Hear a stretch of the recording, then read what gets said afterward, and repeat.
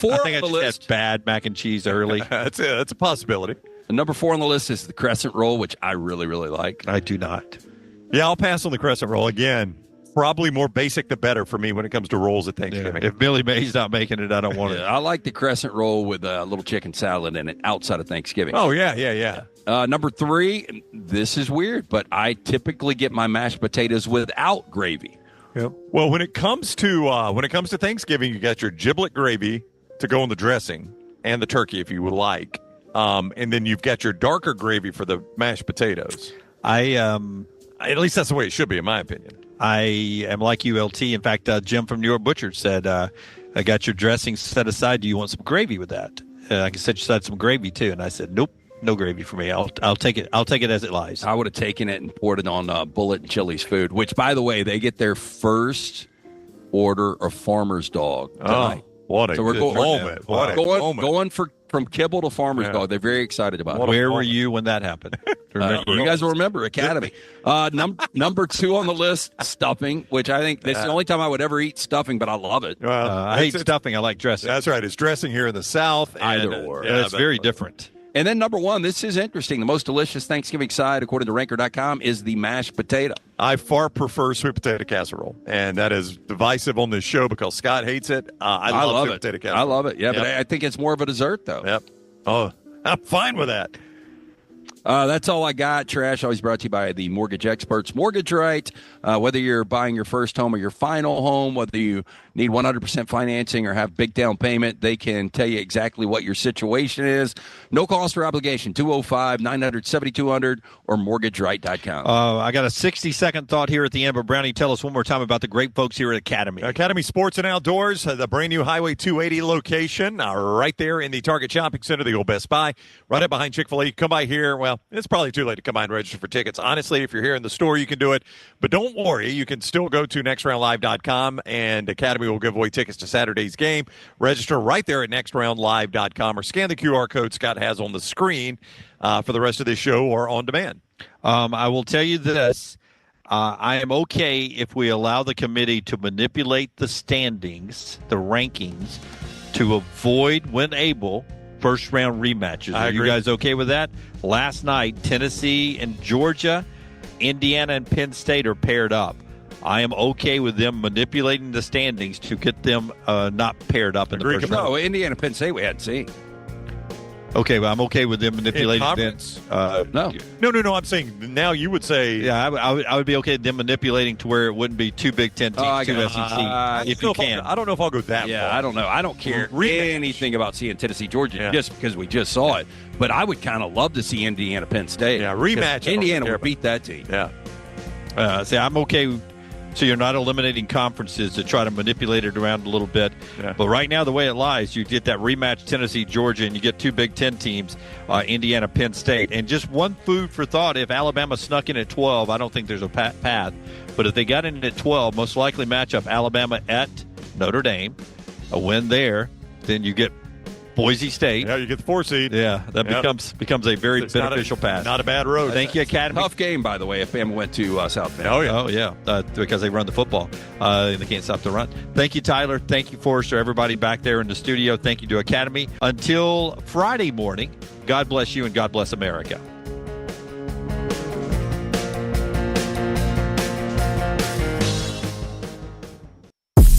From the creators of The Next Round comes 2 new sites, covercrimson.com and thebarnauburn.com. 2 team sites with the same excitement and information-driven content that you get every day on The Next Round. Live daily shows, recorded shows, free of charge, plus premium content with insider information starting at just $1. And it's the perfect gift for the Alabama or Auburn fan in your family. Covercrimson.com or thebarnauburn.com. Sign up today. Follow Next Round Live on Twitter, Instagram, Facebook, and YouTube. The social media team at Next Round Live is dedicated to giving you daily news conferences and practice video from UAB, Alabama, Auburn, and around college football. Follow and compare to the sites you used to visit. You'll also get the latest highlights and news from the Next Round Daily Show. Turn on the notifications so you don't miss a thing. Next Round Live on Twitter, Instagram, Facebook, and YouTube. See more at nextroundlive.com. Everything Next Round is on demand now in the podcast section at nextroundlive.com. Jim Dunaway, Lance Taylor, Ryan Brown, live from the Birmingham Racecourse Casino Studios. The Next Round, presented by Bud Light, is on now. Live post-Thanksgiving. That's right, live on a Black Friday. We're ready to go. Little T is handling everything social media.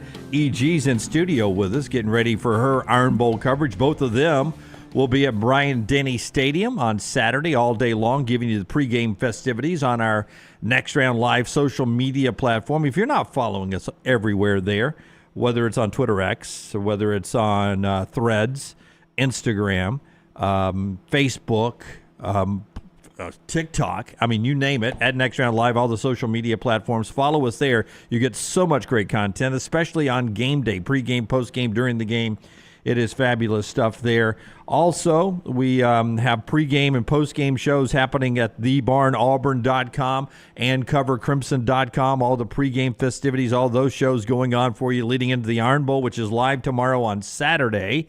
He's Ryan Brown, LT off today. Jim Dunaway, Tyler, and Forster behind the glass as we work with you on this Black Friday. Everything on the show today, normal pricing. No Black Friday pricing today on the show. Hey, we're not discounted? We're not discounting today. But I hope everybody had a great Thanksgiving. A couple of big thoughts on the Iron Bowl and the opening segment and everything as we get going. But Brownie, first off, your favorite part of the Thanksgiving yesterday, food-wise, ended up being what? I always love sweet potato casserole, and you get it so infrequently. Like, I love smoked turkey. Well, dressing too. I love both those things, and this is about the only time of year you get it. There used to be a meat and three joint, you and I, way back in the AM radio days. Back in our 250-pound days? Yes, back in the AM radio days that served a chicken and dressing, I think on Fridays was their chicken and dressing day. Oh, it was worth going to. It was. Such a good meat and three. Yeah. And we used to frequent that a lot, and that was the dressing I got. But you don't get sweet potato casserole and dressing an awful lot. So I've had it twice this week. I had it at my in-laws Tuesday night, at my mom and dad's yesterday afternoon. So I've got my fill of, and then I brought the dressing home that my mom made for my turkey and dressing sandwich last night. Yeah. So, I mean, I've had it full circle. That was by far and away the best part of the night last night. Scott showing you the photo. Yeah, very small-looking bread there, or either big hands. I don't know which one's working for you. Either way, Brown, it's a win for you. Big hands, and forced perspective. Yeah. I noticed when I took the photo, I just couldn't get it to show the actual size of the sandwich there, Jim.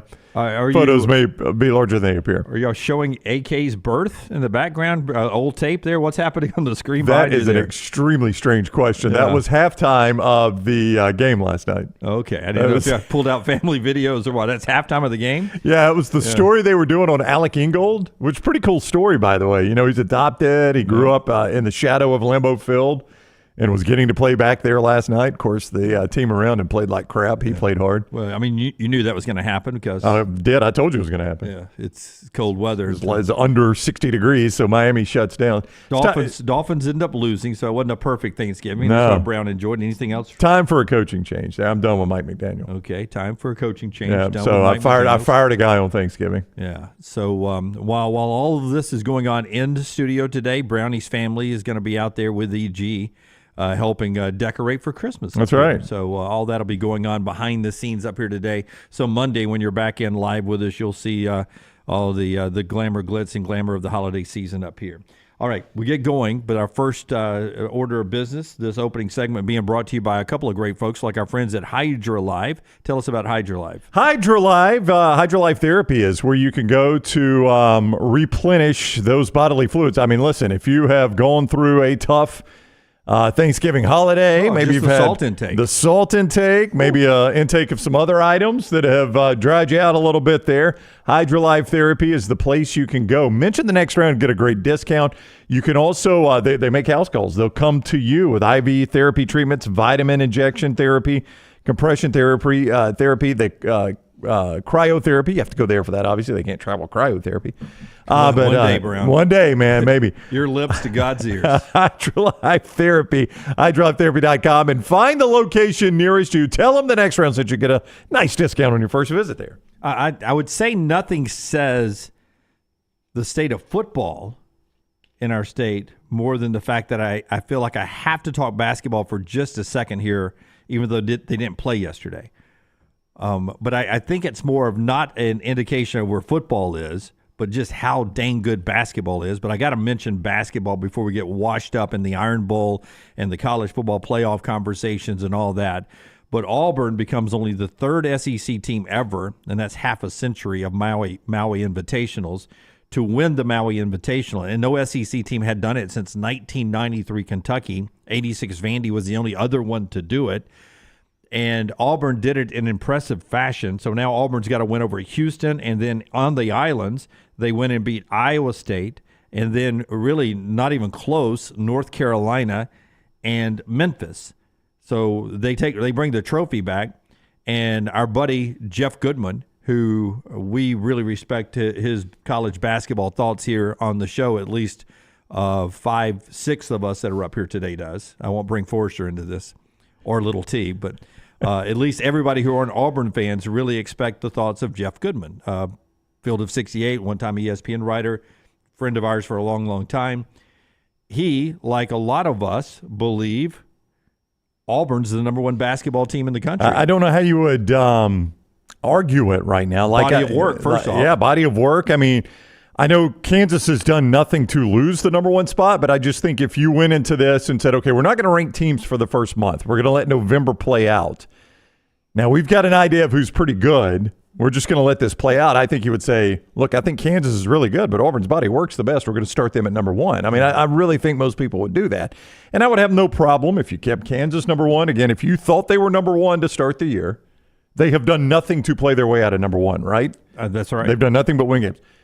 But if you went into it thinking, God, I think Kansas is number one, but I'm going to kind of evaluate this through November, and I may make some big adjustments, I would have no problem with putting Auburn number one. They have played like it. But I understand next week the calendar, in just a couple of days, the calendar flips to December, and we got December, January, February, March, and into April for the national champion. So a lot of stuff happens on the journey to the national championship, i.e. see Yale last year in the first round. Because I thought coming out of Nashville that Auburn as a 4 seed had that chemistry and makeup to be national champions. I wasn't playing a bet when I picked them to win the national championship, because when Chad Baker and Janai Broom and the parts that they had last year were cooking, I thought they could be the best team in the country, or at least fight for it. This team is that and even better right now. It's a long season. And that's the thing, is it's such a long season, because I was just sitting here thinking the MyBookie.ag chat room is reacting also to Dan Hurley going 0-3 in this trip. And that's the thing. Like, do you really believe UConn's going to be that bad when we get to March? No, you don't. Is Auburn going to be that good when we get to March? That's the challenge, right? I mean, they've still got to play December, January, February, and half of March before you even get to the tournament. You can win 30 games in the regular season. You may go 30-0, and then you win 5 games, and then you lose 1 game and you're not national champions. That's just the way the tournament works. So a long way to go, but right now I have no problem. Auburn, best team in the country. And I would tell you this, Alabama's not far behind. No, they're really good. I mean, they're not blowing people out the way Auburn did at the Maui, but win's a win, and those are good wins. I mean, that Houston team, you saw how difficult an out that was for Auburn, equally difficult an out for Alabama. It's wild. I was thinking about this the other day, how much crossover there's going to be in the pre-conference schedule for Alabama and Auburn. Yeah. I mean, Houston, North, they're both going to have played North Carolina. They're both going to have played Purdue. I mean, it's going to be, you're going to have a lot of these comparison games for Alabama and Auburn, and it's not going to matter. It's not apple to apple, though, because Auburn virtually played a road game at Houston. Yep. Neutral site for Bama, Houston. And Purdue will be the opposite. Alabama played a literal road game against Purdue, and Auburn's going to get it in a neutral site that will be a massive Auburn crowd. That's exactly right. So it's North Carolina, neutral site in Hawaii. Alabama will be on North Carolina's floor, but that's what I'm saying. It's not going to matter. I'm just saying it's wild how much crossover those two are going to have. But there'll be a lot of bragging in the rivalry here in the state about that. Yeah. How Auburn beat Houston or how Alabama beat Houston, and North Carolina, if both of them ends up, if Purdue doesn't beat Auburn, how Purdue did beat Alabama. I see your point. But this Alabama team, I feel like they've learned a lot about themselves since that Purdue loss, rotation-wise, who's on the court working together. Mark Sears finally looked like himself again. I know he put 24 up both nights. Yeah. But his 24 or 20-plus game in the win over Rutgers looked more like Mark Sears than his 20-plus game in the win over Houston. Yeah, I would agree 100% with you. We've done a show since the Houston game. Obviously, that is the win that I think you'll talk most about, because Alabama has now played Houston 3 times and they're 3-0 against Houston. It's wild. They came to Tuscaloosa, they had that controversial ending, and the guys, they threw the trash and all that stuff. And then they go to Houston, and Alabama gets that great win, and now they've done it at neutral site. I mean, that's 3 straight over an exceptionally good Kelvin Sampson Houston team that is always in contention for a 1 seed. Yeah, Alabama's just got their number. Considered to be a top 8 team right there. But Rutgers has got 2 guys who are going to be lottery picks. Well, they'll have 2 of the top 5 picks in the NBA draft, most likely. Yeah, I had a buddy of mine texted me watching that Rutgers game, and he goes, "Can you tell me the story of this Dylan Harper kid?" Yeah, his dad was a great NBA player. I was like, I think you'll recognize his dad's name. That's the first thing I said. Yeah. And he was like, well, I actually meant, how is this kid playing at a place like Rutgers?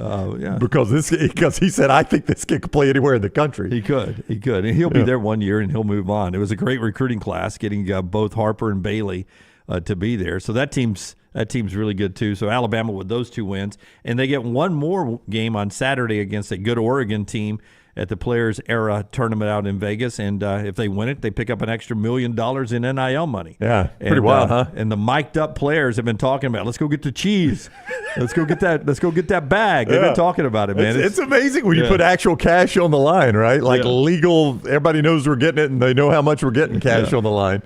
We know what we're playing for. I think that was on. Hey, everybody, put it in. We know what we're playing for, right? Good old roll tide. Nope. Let's go get that cheese, man. Let's get that cash, baby. So that's tomorrow night. It's after the Iron Bowl, right? It's prime time, so just weird it's happening on the same day. It's a little basketball, just so good right now to not mention it before we get going here. Show being brought to you by our friends at New Life Art. DanielMooreArt.com, DanielMooreArt.com. Holiday season, a lot of you out shopping today.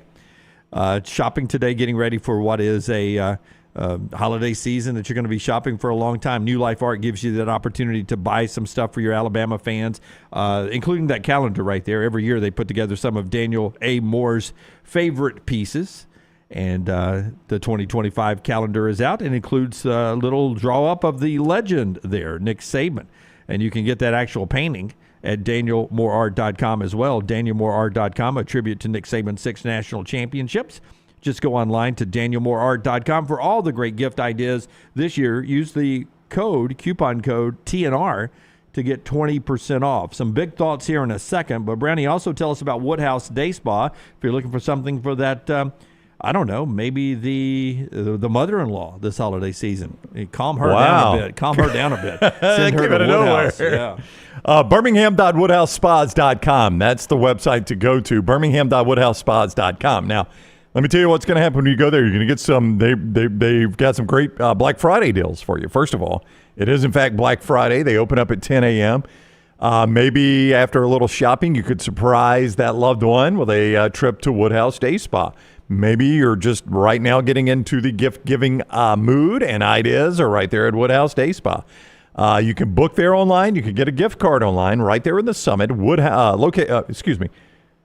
Birmingham.woodhousespas.com. I'll get it right in a moment. Birmingham.woodhousespas.com to get that gift card or find out more about Woodhouse Day Spa. No, you see what you did there? What did I do there, Jim? You used your timeout to get back to the right play. So I'm not Matt Eberflus? Yeah, so you didn't run the clock out with a timeout and in postgame saying you managed it correctly. Horrible coach. I mean, the fact that he actually went behind that podium and tried to explain his thinking, and you could almost tell as he's doing it, he's looking at the room like, is anybody buying this? Yeah.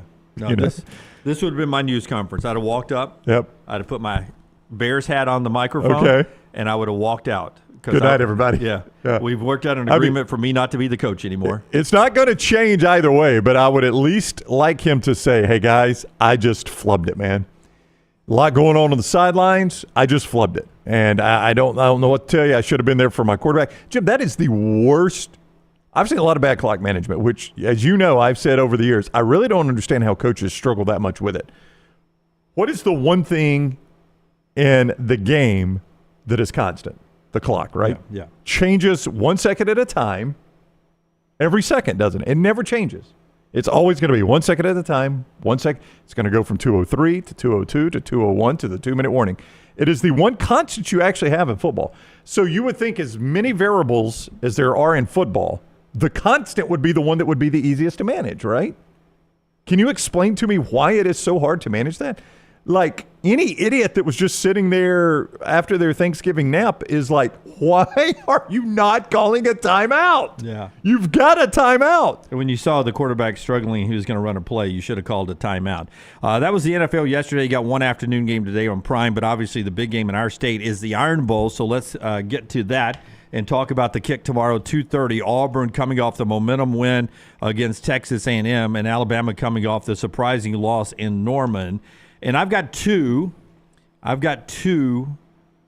believe, absolutes here. Okay. And I want you to tell me if these are absolutes. Absolute number one, I believe this will be Jalen Milroe's last game at Alabama as long as Alabama doesn't make the college football playoffs. I think he'll either move to the NFL or to another school. I don't think he ever plays another game for Alabama. And if you're going to go to the NFL and you're going to go to, or if you're going to go to another school, you opt out of the bowl game. You don't play the bowl game if you're not in the college football playoff. So barring Alabama being in the college football playoff, I believe this is Jalen Milroe's last game as the Alabama quarterback. I don't know that I would say an absolute, but I can't also sit here and argue against you because I look at this. So first of all, Phil Yates today, and you're going to start seeing more and more of these have, he's got his draft stuff out. And I think if I saw this right, he had Milroe among the top 5 quarterbacks. If Phil is right about that, that is at worst a second-round draft spot. And you go at that point if you're Jalen Milroe, I think right? You have to, yeah. I mean, I don't know. Can you play your way back up into the first round next year or only hurt yourself more? I don't know, but second-round quarterback money is still good money, and if you go perform, you turn it into exceptional money, right? So I would say if you think you're a top 5 quarterback, you're out. It could be first round. I mean, I'm not saying it's definitely second round. Dak Prescott, who got the big contract in the offseason, was a third-round Third pick. or fourth. I never can remember. It was either third or fourth. It was after the first or second round. Yeah, but he performed, and he turned whatever that round was into life-changing money, and you could do that, obviously. So I would think if Alabama doesn't backdoor their way into the playoffs, which I don't think is going to happen, but if they don't, Alabama's going to probably end up somewhere like the Vegas Bowl or the what used to be the Outback or the Citrus, whatever those things are, right? They're going to end up at one of those places.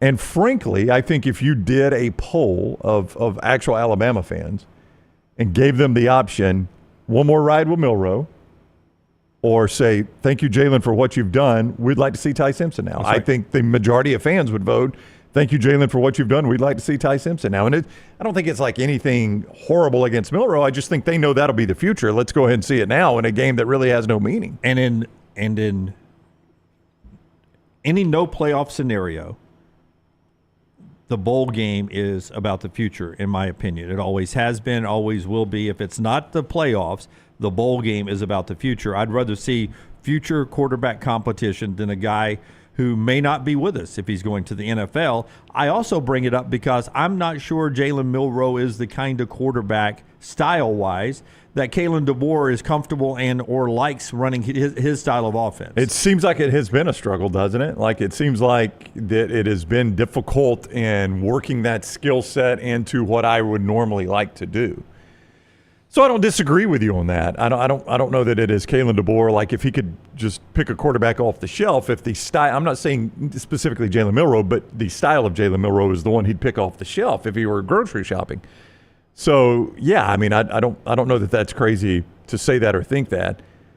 And I I've always said this, and people tell me, my dad tells me, and people tell me that bowls used to mean a ton, and maybe they did. I mean the bowls used to actually determine the national champion. It was a stupid system we had, but it was the system we had. And those bowl games meant a lot because you could be playing some lesser team, but this team across the country is the one team in front of you, and if they're behind in the fourth quarter, you got a shot at winning the national championship. It was a dumb system, but it was a system we had. I've always thought of bowls as just exhibitions anyway. Like, that's why I've never gotten wound up about a guy opting out of a bowl game. And everybody's like, well, those seniors, they're playing their last game.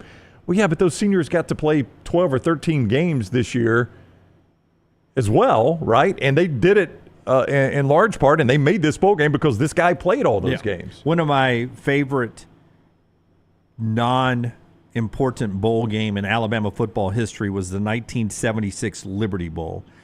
Because Alabama was playing in the Liberty Bowl against a really good UCLA team that had just missed the Rose Bowl. And Alabama beat the crap out of them. And they beat the crap out of them with a bunch of young guys that were going to be back in 77 where they should have won the national championship, and in 78 and 79 when they did win the national championship. Those guys that played a lot in that Liberty Bowl game were big factors in should have been and 2 national championships for Bear Bryant in 77, 78, 79. That's what this year's Alabama bowl game should look like and could look like to me for Alabama if they end up in the Citrus, Vegas, or Gator Bowls. I will say a footnote. I'm a Jalen Milroe fan. Okay. I do not think they should have switched quarterbacks at any point this season. He should have been the quarterback and should be the quarterback tomorrow. That's Alabama's best chance of winning right now. But when you move to the future, I don't think with this coaching staff, what they want to do, and the way Jalen Milroe plays football has ever been the perfect match. They inherited a guy who was a leader on this team, who was a captain on this team, who helped keep the team together and had led Alabama to the playoffs last year, and you weren't going to throw that out just because you didn't fit your style. You wanted to try to mesh it together. But I think as you move forward, in my belief, the best case scenario is Jalen Milroe getting good NFL grades and going off to the NFL. If not, it would not surprise me if he's at a different institution next year for a lot of money, NIL money, to go somewhere else. Yeah, I think with some of what he's shown, he could be very attractive in the transfer portal. I don't think that's what will happen. I think he'll be on to the NFL. Yeah, and that probably was the plan all season long. Well, especially coming out of the Georgia game, I'm sure it was. It's been a long time since we've said this. My other absolute is, at least to date, but maybe in his whole time at Alabama, this is the most important game Kalen DeBoer is going to coach at Alabama. And I say that because in a season where you've had a loss to Vanderbilt, you've had what ended up being the most lopsided regular season loss in 2 decades, and a rivalry loss to Tennessee, to bookend that with a rivalry loss to Auburn in your first year, that is a big momentum swing that you got to fight this off season and next season to get everyone back on your side. So to end this by not losing to Auburn becomes very important for Kalen DeBoer. Okay, so you say just the initial statement again. Most important game he's ever coached at Alabama, essentially, is what you're saying. Well, obviously it's the next one. It could end up being the most important game he ever coaches at Alabama. And to date, you would say the most important one was Georgia? Oh, that one helps because he won that game. But, he lost to Tennessee and Vandy game. I'm just saying. Yeah, but just think of everything that went into that. That was the first really big test of, okay, can this guy really replace Nick Saban? And that day it looked like, okay, I guess he can. My point being that if this one gets away and Auburn pulls the upset tomorrow, then you have both your big rivals that were losses, and then you had the losses to Vandy and a lopsided loss to Oklahoma. Your 4 losses, and then what does the offseason look like with the portal, the recruiting, and then going into next year? We've seen more coaches than not at Alabama come in and have to battle a very aggressive, win-happy fan base. And if you're not winning them over early on, it's hard to get them back. That's why I think tomorrow may end up, if Kalen DeBoer is here 10 years from now and he's won 5 national championships, you may look back to this game tomorrow as being the most important game in Kalen DeBoer's time at Alabama. Wow. 10 years from now, you could look back and he could tell a story saying, these 5 national championships would not have happened if we hadn't have beat Auburn that Saturday at Bryant-Denny Stadium in what looks like a game that really means nothing but bragging rights. But for our program, it ended up meaning a lot. Yeah, it is rather rare that a first-year coach wins this game, not just at Alabama but at Auburn. I mean, the more common thing is the first-year coach loses this game at both schools. I mean, if you just look historically at both schools, just offhand, I think it is only since Bryant, I think it is only Stallings and Malzahn and Terry Bowden that have won their first ones. Yeah. I think that's right. I'd have to go back and look, but I'm just doing that on the fly off the top of my head. When you get a second, go check out the ones that win it the second year and see what happens at Auburn. Yeah. Pat Dye did it. Terry Bowden did not. Gene Chizik did it. That was 2010 on the way to the national championship. He did it. Malzahn did not. Yep. Harsin did not. Harsin didn't even get to coach the second one. Freeze is getting a chance to do it. Yeah. Freeze will have a shot at doing it. So, I mean, historically, you don't win your first one. I mean, Saban did not do it. Gene Stallings did. Gene Stallings managed to do it, and I think that is it. I think it's only Stallings, Bowden, and Malzahn. Franchione did, didn't he? Yep, you're right. Boy, I forget that era sometimes. I don't know why I forget Franchione.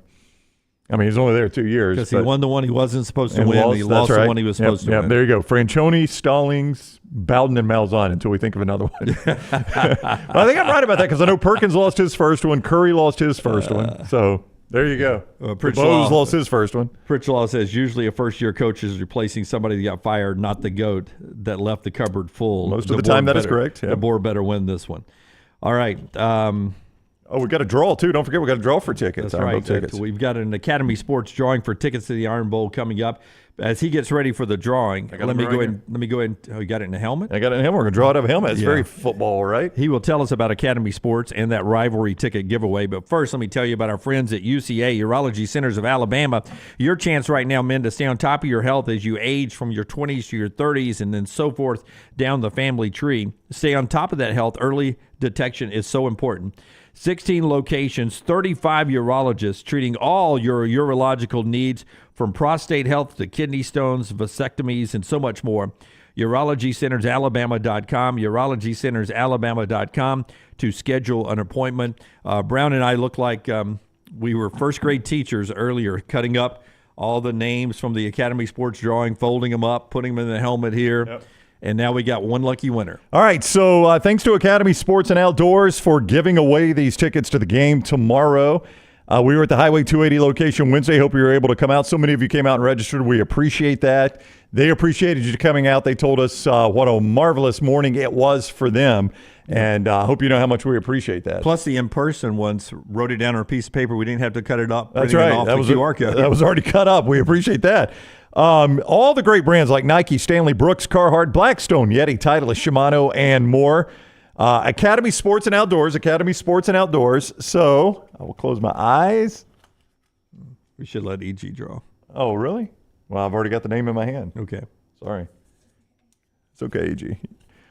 Brooks Stevens is the name. Brooks Stevens. So congrats, everybody. Clap it up for Brooks. Woo. Congrats to Brooks Stevens. Thanks to all of you that were in the helmet. We're not going to clap behind the glass. Yeah. Y'all don't like Brooks? Brooks Stevens.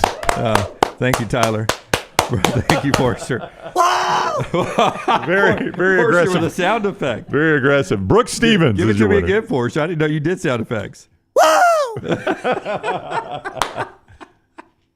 Yeah, Brooks. Oh, that is fantastic. Does Brooks say he's an Auburn and Alabama fan? All I have is Brooks' name, so I'll have to. I'll look into that. I'll find out when our people are going to get in touch with his people to get him the tickets.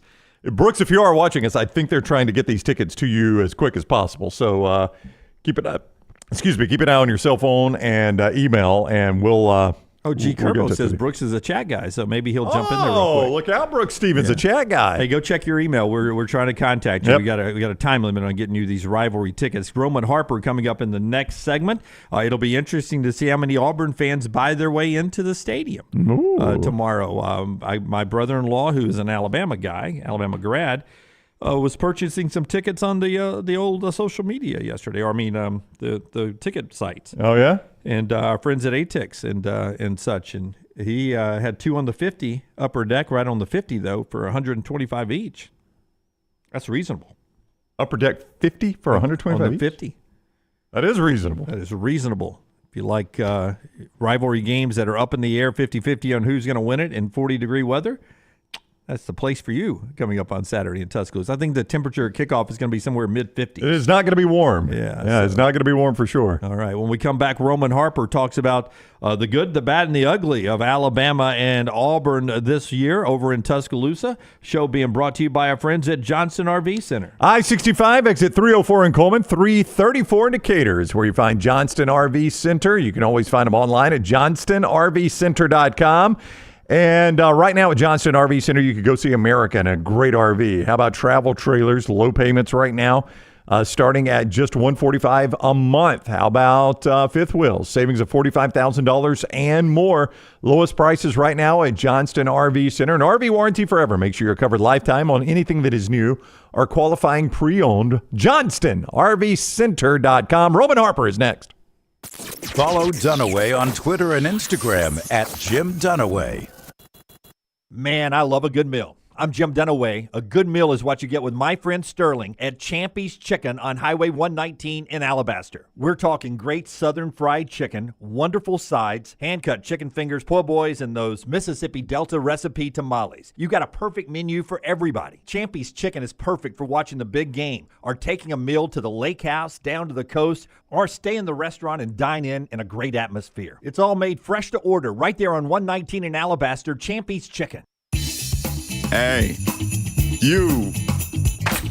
It's the holidays. Give cheer a lift. And at New Balance Birmingham, we got the gift. That holiday vibe? Find it inside. Come together at New Balance Birmingham on Highway 280 right next to Chick-fil-A. New Balance Birmingham, we got now. You could win a Cadillac CT5 or your share of $25,000 in free play and cash at Birmingham Racecourse Casino. The more you visit, the more chances you have to win. Play the latest, most exciting games around with fun bonuses and big jackpots. You can be a winner too. Come win your share during the Cadillac CT5 and $25,000 giveaway at Birmingham Racecourse Casino. Drawings April 5th and 6th. Located off I-459, exit 31, Derby Parkway. Must be 21 or older. Must be present to win. Remember the name Way to Wellness if you're battling weight loss in your life. I'm Jim Dunaway from The Next Round. There was a time I was over 216 pounds until Way to Wellness helped me lose 45 pounds, and now for over 2 years, they've helped me keep that weight off. Here's their website, aplanforme.com, aplanforme.com. That's a great name for a website because there's no cookie cutter plan. Everything is designed specifically for you. No contract, no sign-up fees, and your first consultation is free at Way to Wellness. Hey, for all of your IT and printing needs, reach out to our friends at Xerox Business Solutions. Look, I'm still one of those old school guys. I print my notes every single day for the show. If you watch the show here on The Next Round, you see all the notes in front of me. From day one, Xerox Business Solutions, they've been with us here at The Next Round. Local for over 45 years. For all of your IT and printing needs, visit XeroxBusinessSolutions.com or call 205-969-3000. That's 205-969-3000. At Academy Sports and Outdoors, we believe the best holiday fun happens out there, on the driveway with a new basketball hoop, out back around the fire pit, or up in the deer stand. No matter your fun, we've got it. The right stuff at the right price. Academy. Have fun out there. Hey, this is Matt Roth, the franchisee of Walk On Sports Bistro in Birmingham. With the kickoff of football season, come visit us at one of our 3 locations, Stadium Trace, Greystone, or Trussville. Come enjoy our scratch kitchen menu while watching one of our 80 TVs. Whether you're looking for a pre- or post-game celebration, game day, or date night, we've got you covered. It's all about the win at Walk On Sports Bistro. Walk On, where everybody needs a little playing time. By now, you guys know how I feel about my fashion. However, did you know that I care about your fashion choices? Cargo shorts are out, flip-flops are only appropriate on the boat, and please throw away that stained t-shirt from college. You may be thinking, E.g., that's all I own. What do I do? Here's what you do. Go to nextround.store and fill your cart with a wardrobe that is approved by me. Stock up on logo t-shirts, hoodies for football season, and hats for every day of the week. Trust me on this one and head over to nextround.store to get stocked up for this season. Start your day online with our website, nextroundlive.com, for the latest videos, podcasts, and college football stories. It's also a great way to stream the show or shop in the Next Round store. Stay connected by visiting nextroundlive.com.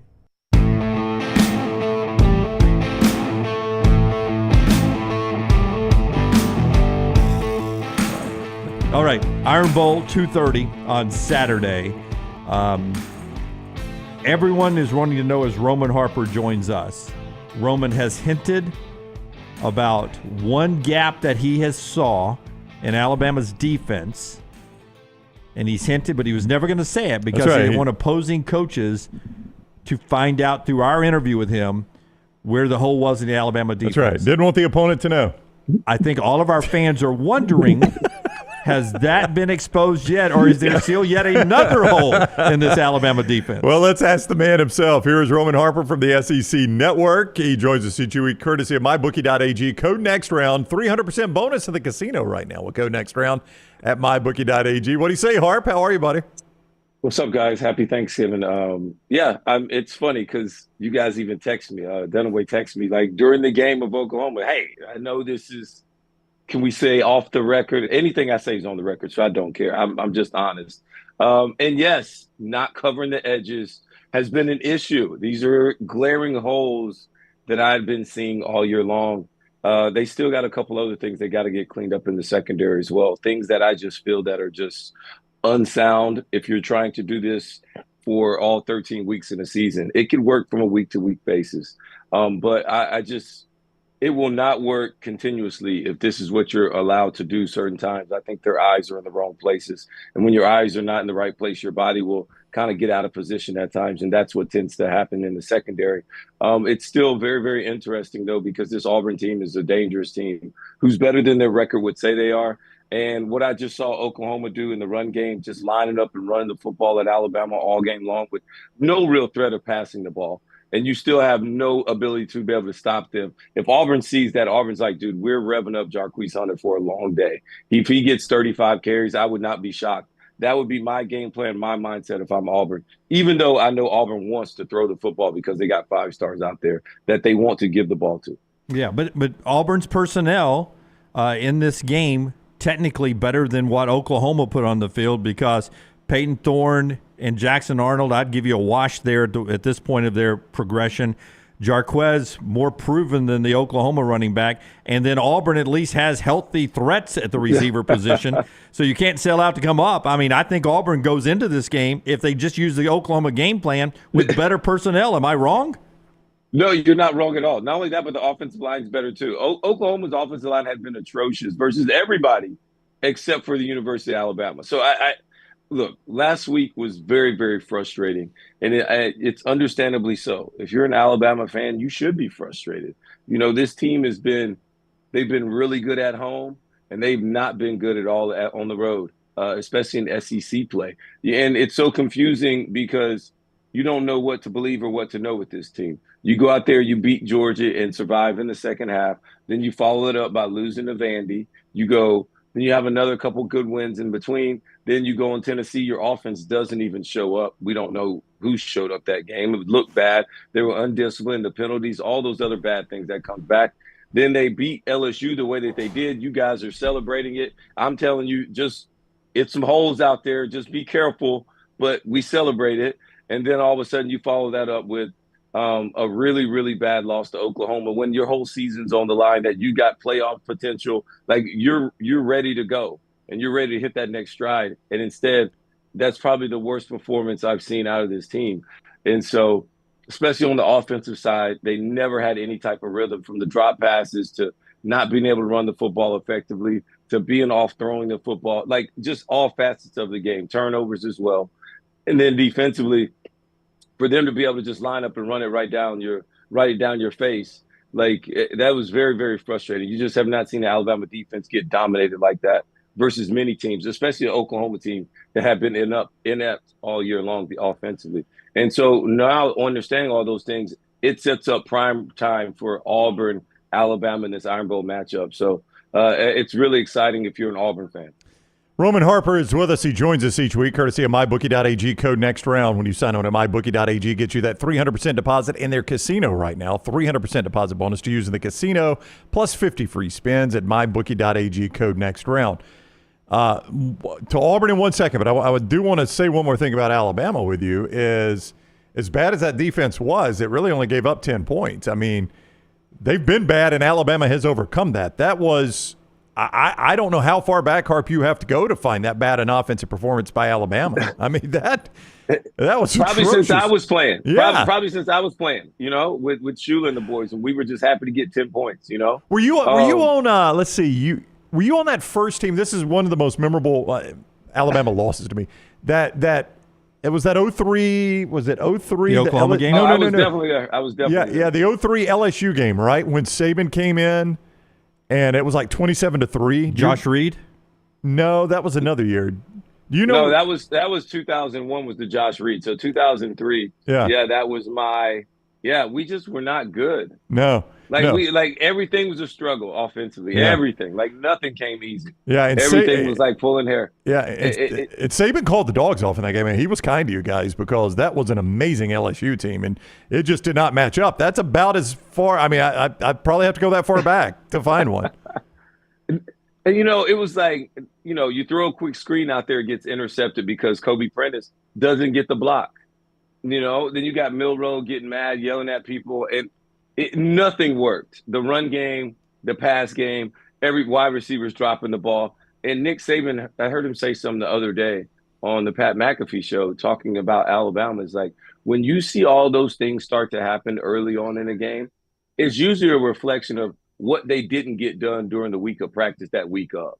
And so your preparation wasn't right. Your mental wasn't right. Emotionally, you were not at the right place going into the game to understand the importance of this game and the magnitude of every single play. And so when you're always looking forward or we're looking big picture of the playoffs and all, you start to let the little things slip. And right now, Alabama's a team that does not do the little things right.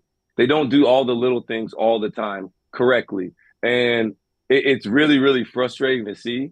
And I hope Kalen DeBoer and this coaching staff has the time and the opportunity to finally get these guys going. But for me, at this point, it's a season lost because you didn't do the little things correctly all the time. And when you don't do those things, the little things don't matter. And nobody wants to talk about them until they cost you. And for me, the little things have cost this Alabama team multiple times this year. I can't imagine there has been a time this year where Auburn probably has had more confidence than they do right now coming into this game. And that's what's wild about this. Alabama may be at the basement of their confidence, and Auburn might be in the penthouse of their confidence coming into this game. I did not see that going this way. Hey, man, it's crazy how, expectations matter, right? Yeah. Where the person with the highest expectations are usually the person that ends up most disappointed. And the person with the lowest, I played golf the other day with my boy. He hadn't played in months. I'd been playing. I played awful. And I was up one shot on him. And I felt like I was stinging up the place. He hadn't played. He was like, dude, I'm hitting the ball great. And it's like the expectations. It's it's that's what it is. And so he was in a place of bliss and I'm angry. And we're both playing the same round of golf. And so that's where Auburn is right now. Auburn won a game. You hear from their freshmen on that team right now coming out of the locker room, the stuff that they're saying. They're confident. They don't think they're going to lose to Alabama as long as they're on campus. And so that's a different mentality. You don't hear anything out of Alabama.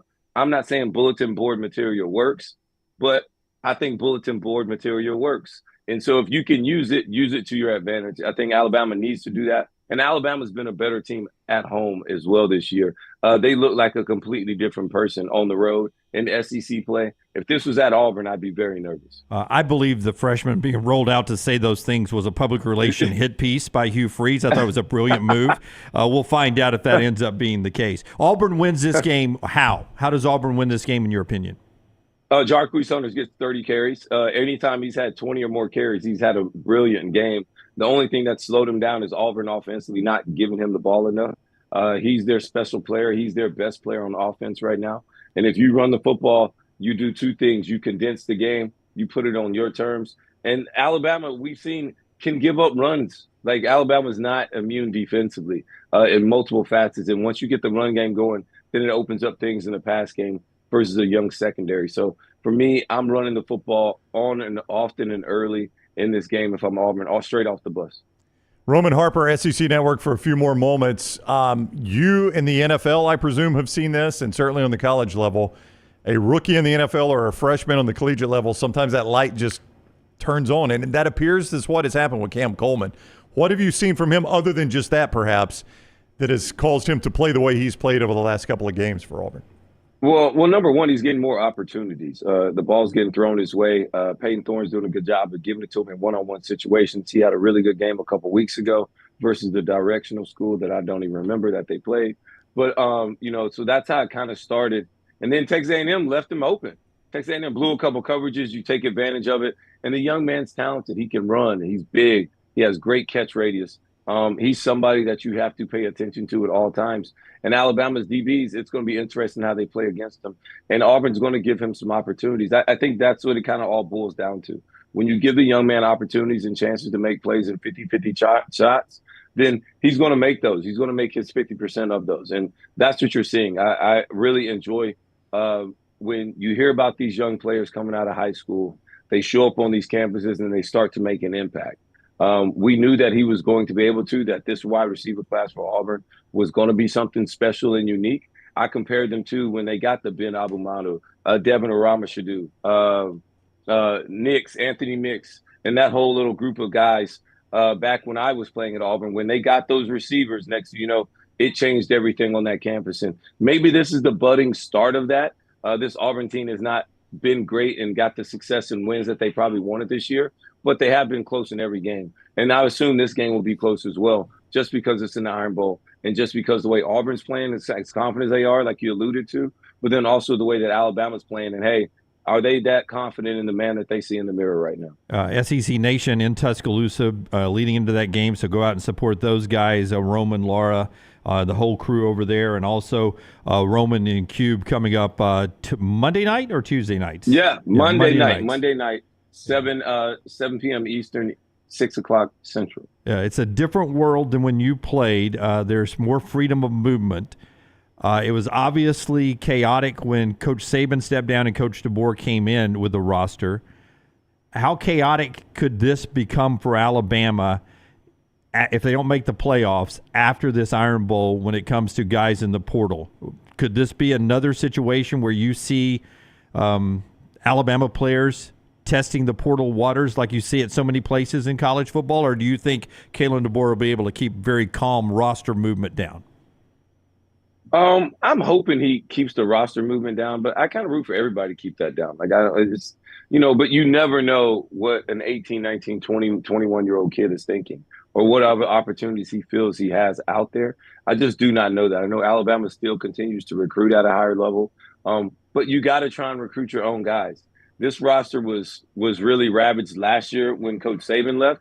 And so now, as much as he can hold on to as much talent as he has, because you look at Alabama, it's not like talent's not an issue.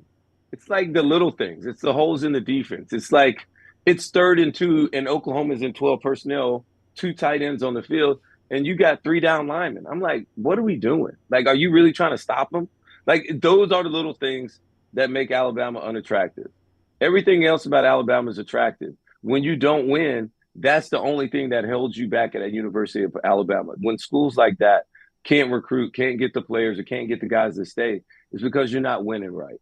And so handle the little things, and everything else will take care of itself right now. I'm not worried about the max exodus as much as this is like, just go win ball games, and then guys don't leave because they don't want to be a part of a winner. That's the truth of the matter.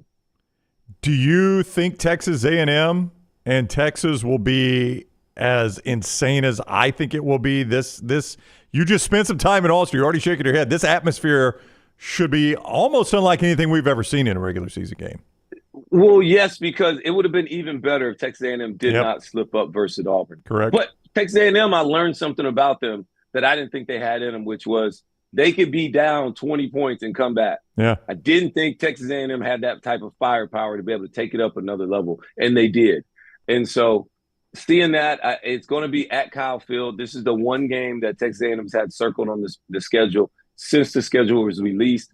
This is one of 3 games that I thought Texas actually was going to have to compete against. It was Oklahoma because they hadn't beat them, even though Oklahoma was terrible. Georgia, which they lost to Georgia at home, and then this game at Kyle Field, just because of the hatred, the rivalry. Like, these two programs do not like each other. The fan bases extremely don't like each other. It's almost as bad as Mississippi, Ole Miss versus Mississippi State, but I think different. And so you got the Colt versus like the people that think they're a little bit better than everybody else in Austin, Texas. So I'm really looking forward to it. I think it's going to be a great game. And I think Texas is a little bit nervous as far as a fan because these are games that they normally have tripped up on in the past. But they got everything right there in front of them. I think Sark has his team ready to go. I think this team is a little bit different than Texas past teams because when I talk to the players, they care about each other. I think the locker room itself will save it at the end of the day. Was that the first time you'd ever met Matthew McConaughey?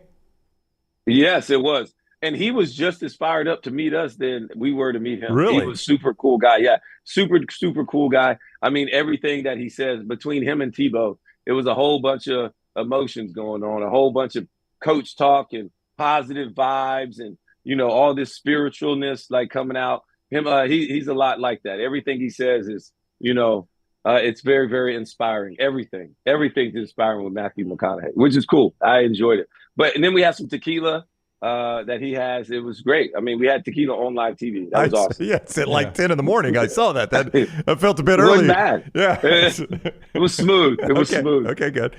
All right, Harp, appreciate you coming on today. Enjoy the trip over to Tuscaloosa. I know you know the place well, and we'll see you over there.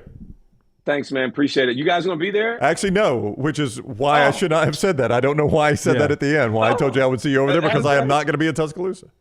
Because I did see you on the strip the one time I was driving by. I know. I saw you guys set up over there. So, I was going to say I'd come find you guys. Well, looking forward to it, man. Thank you, guys. I'm bringing my family in. So, about to hit this Highway 82, which I could probably drive with my eyes closed. You've done it before, yes. I've done it many, many times. So, I see you guys, man. Thank you, guys. Always happy Thanksgiving. You too, buddy. Thank you, Roman. That is Roman Harper, the former Alabama and NFL great, with us on the JohnstonRVCenter.com hotline. Harp has joined us throughout the season courtesy of MyBookie.ag. Code next round when you sign on at MyBookie.ag, and they give you a 300% deposit in that casino, 300% deposit bonus, 300% of your deposit. They bonus it to you to play within the casino and 50 free spins. MyBookie.ag. That is code next round to get that deposit. Code next round with MyBookie.ag. A chance my niece Cece will be on SEC Nation. She was the person leading beat Auburn, beat Hunger this year in their little traditional battle that both schools do. Great calls to stock food banks, and they're lined up to have a floating possible spot in SEC Nation. One of your nephews is a pretty good soccer player, right? He is. Do you think if he were on game day and McAfee plucked him out of the crowd, he could hit the field goal? I think he could. Did you see the kid? I think it was last Saturday. The kid that did it. No, it was when they were in. I think it was when they were in Bloomington. Two Saturdays ago. Yeah. So the girl won the drawing, and she was like, "There is no way." She got picked, and they were like, "You can pick somebody else." And there was a soccer player standing next to her. Yeah. She's like, "I'll take this guy." Yeah. Convinced her I can do it. Yeah, I can do it. And they split. Did they split $200,000 or $400,000? I think it was. So that girl, just for picking that guy, got like $200,000. Yeah, I think McAfee. I think he doubled it. They either split it or they doubled it. Yeah. So that they both got a nice hefty check. Yeah, she just walked away with cash just because she was standing next to a soccer guy. I mean, what a deal that is. One more thing in this segment, show being brought to you by a couple of great folks, including our friends at Hemphill. They bring you Lance's Lock every day. Lance'sLock.com. He's going to send us his pick 3, though he's off today, to complete the competition later today. But he's got games today at Lance'sLock.com, and he's got games tonight at Lance'sLock.com and tomorrow. And if you've been following him, he's been annihilating the college football season. Lance'sLock.com. A whole host of games we'll talk about in just a second today.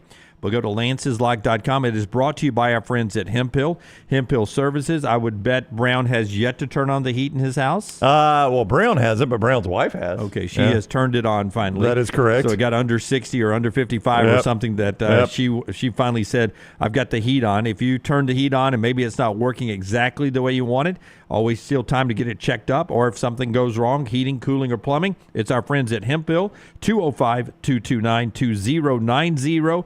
Or just remember the name Birmingham's trusted since the 1950s. It's Hempville. As Kurt Signetti would say, Google us. Right there. Google. And also by our friends at Inverness. Inverness Country Club, great place to join. Like if you're thinking ahead to 2025 and maybe you would just like to be part of a club, have a club home in Birmingham, Inverness Country Club is a great place to go. Just off Highway 280, right there on the 280 corridor. Very, very convenient. The clubhouse is top of the line, one of the best in the country. It's actually been voted that, one of the best in the country. The pool is a resort-style pool. It is a gorgeous pool. They've got great food and beverage there. We've tried it ourselves. They just ran a few items by us. Said, tell us what you think. They were all terrific. Their new food and beverage staff there. So you can enjoy a great golf course. Like I talk about all that stuff, and then I don't even mention they got a great golf course, some of the best greens around. Inverness Country Club. The best days happen at Inverness Country Club, and you can be part of that. ICCalabama.com. That's the website to talk about Inverness Country Club, ICCalabama.com. Find all the information there and become a member at Inverness Country Club. Okay, before we get to the top of the hour and talk about all the games, first of all, today, a couple of games that could have college football playoff impact. Oregon State and Boise goes at 11 o'clock, 10 a.m. local time on the blue turf, 11 a.m. on Fox. Boise's in the championship game, but a loss here could impact whether or not their champion is the top group of 5 champion. But Tulane losing last night sort of helped Boise out. That's correct. Probably helped Army out a little bit, but at least one group of 5 got in there. Boise, if they lost today, Tulane losing last night, probably ended little EG's chance of getting 2 group of 5s in there. God, but it made it to the final weekend. Listen, she deserves credit just for being in the final weekend with that prediction. We laughed her off the show. Yeah, but a loss for Boise would probably end their first round bye, wouldn't you think? Yeah. I mean, I think that would be the biggest takeaway from this is Boise loses the bye. I think Boise's still in. They would just lose the bye. Georgia Tech and Georgia, good old-fashioned hate, is tonight, 6:30 primetime on ABC. Georgia, if they win this game, they're in the SEC championship, so they're in the playoffs, win or lose, unless they lose this game against Georgia Tech. In that case, if they lost to Georgia Tech and lost the SEC championship game, I could see a path that they're not in the playoffs at that point. 4 losses. You still don't believe that just being in Atlanta has you safe no matter what? Not if you lose to Georgia Tech before that. Okay. But I mean, that would be the big test. If you beat Georgia Tech and you're in the SEC championship game, then you're in. If you lose to Georgia Tech, I think you would be out of the playoffs if you weren't in Atlanta. So I don't think Atlanta would hurt you anymore with another loss. You'd be out. Winning gets you the automatic bid. That's my thought there, is that you're out because you lost to Georgia Tech before you even get to Atlanta in the SEC championship game. So losing in Atlanta isn't what keeps you out. I mean, that would be a huge test. I guess we'll see. Yeah, you're playing a bit of semantics game there, but that's the game they would have to play in that scenario. But Georgia needs to win tonight. And if they win tonight, regardless of what happens in Atlanta, they're in the playoffs. No, I agree 100% with that. So they're playing for a playoff spot tonight. A ton of other games happening today, and I'll get into the big ins and outs on why those games are important as we move through on when we get to our pick 3 in the next segment. One note on last night's Tulane loss, what that has done, not only did it hurt John Summerall in Tulane, if you'll give me cut number 9, it also hurts Jim Dunaway. I said I wouldn't show the graphic, but little T went behind my back and stabbed a knife in my back and did a graphic midweek just to show the updated upset alert I think standings. it's important. We got to know going into the weekend how this happens. So A2, Taylor, A2. Uh-huh. You got to know your Shakespeare to know what that means, right? Was that Shakespeare? I think it was Et2. Well, what did I say? A2. A2. A2, Taylor. That's the way they said it on Mayberry. That was in Southern Rome. So A2. A2. A2. Forrester. What have you and Taylor done to me? We got an upset alert graphic. I think technically it's actually just actual history, right? Not just Shakespearean.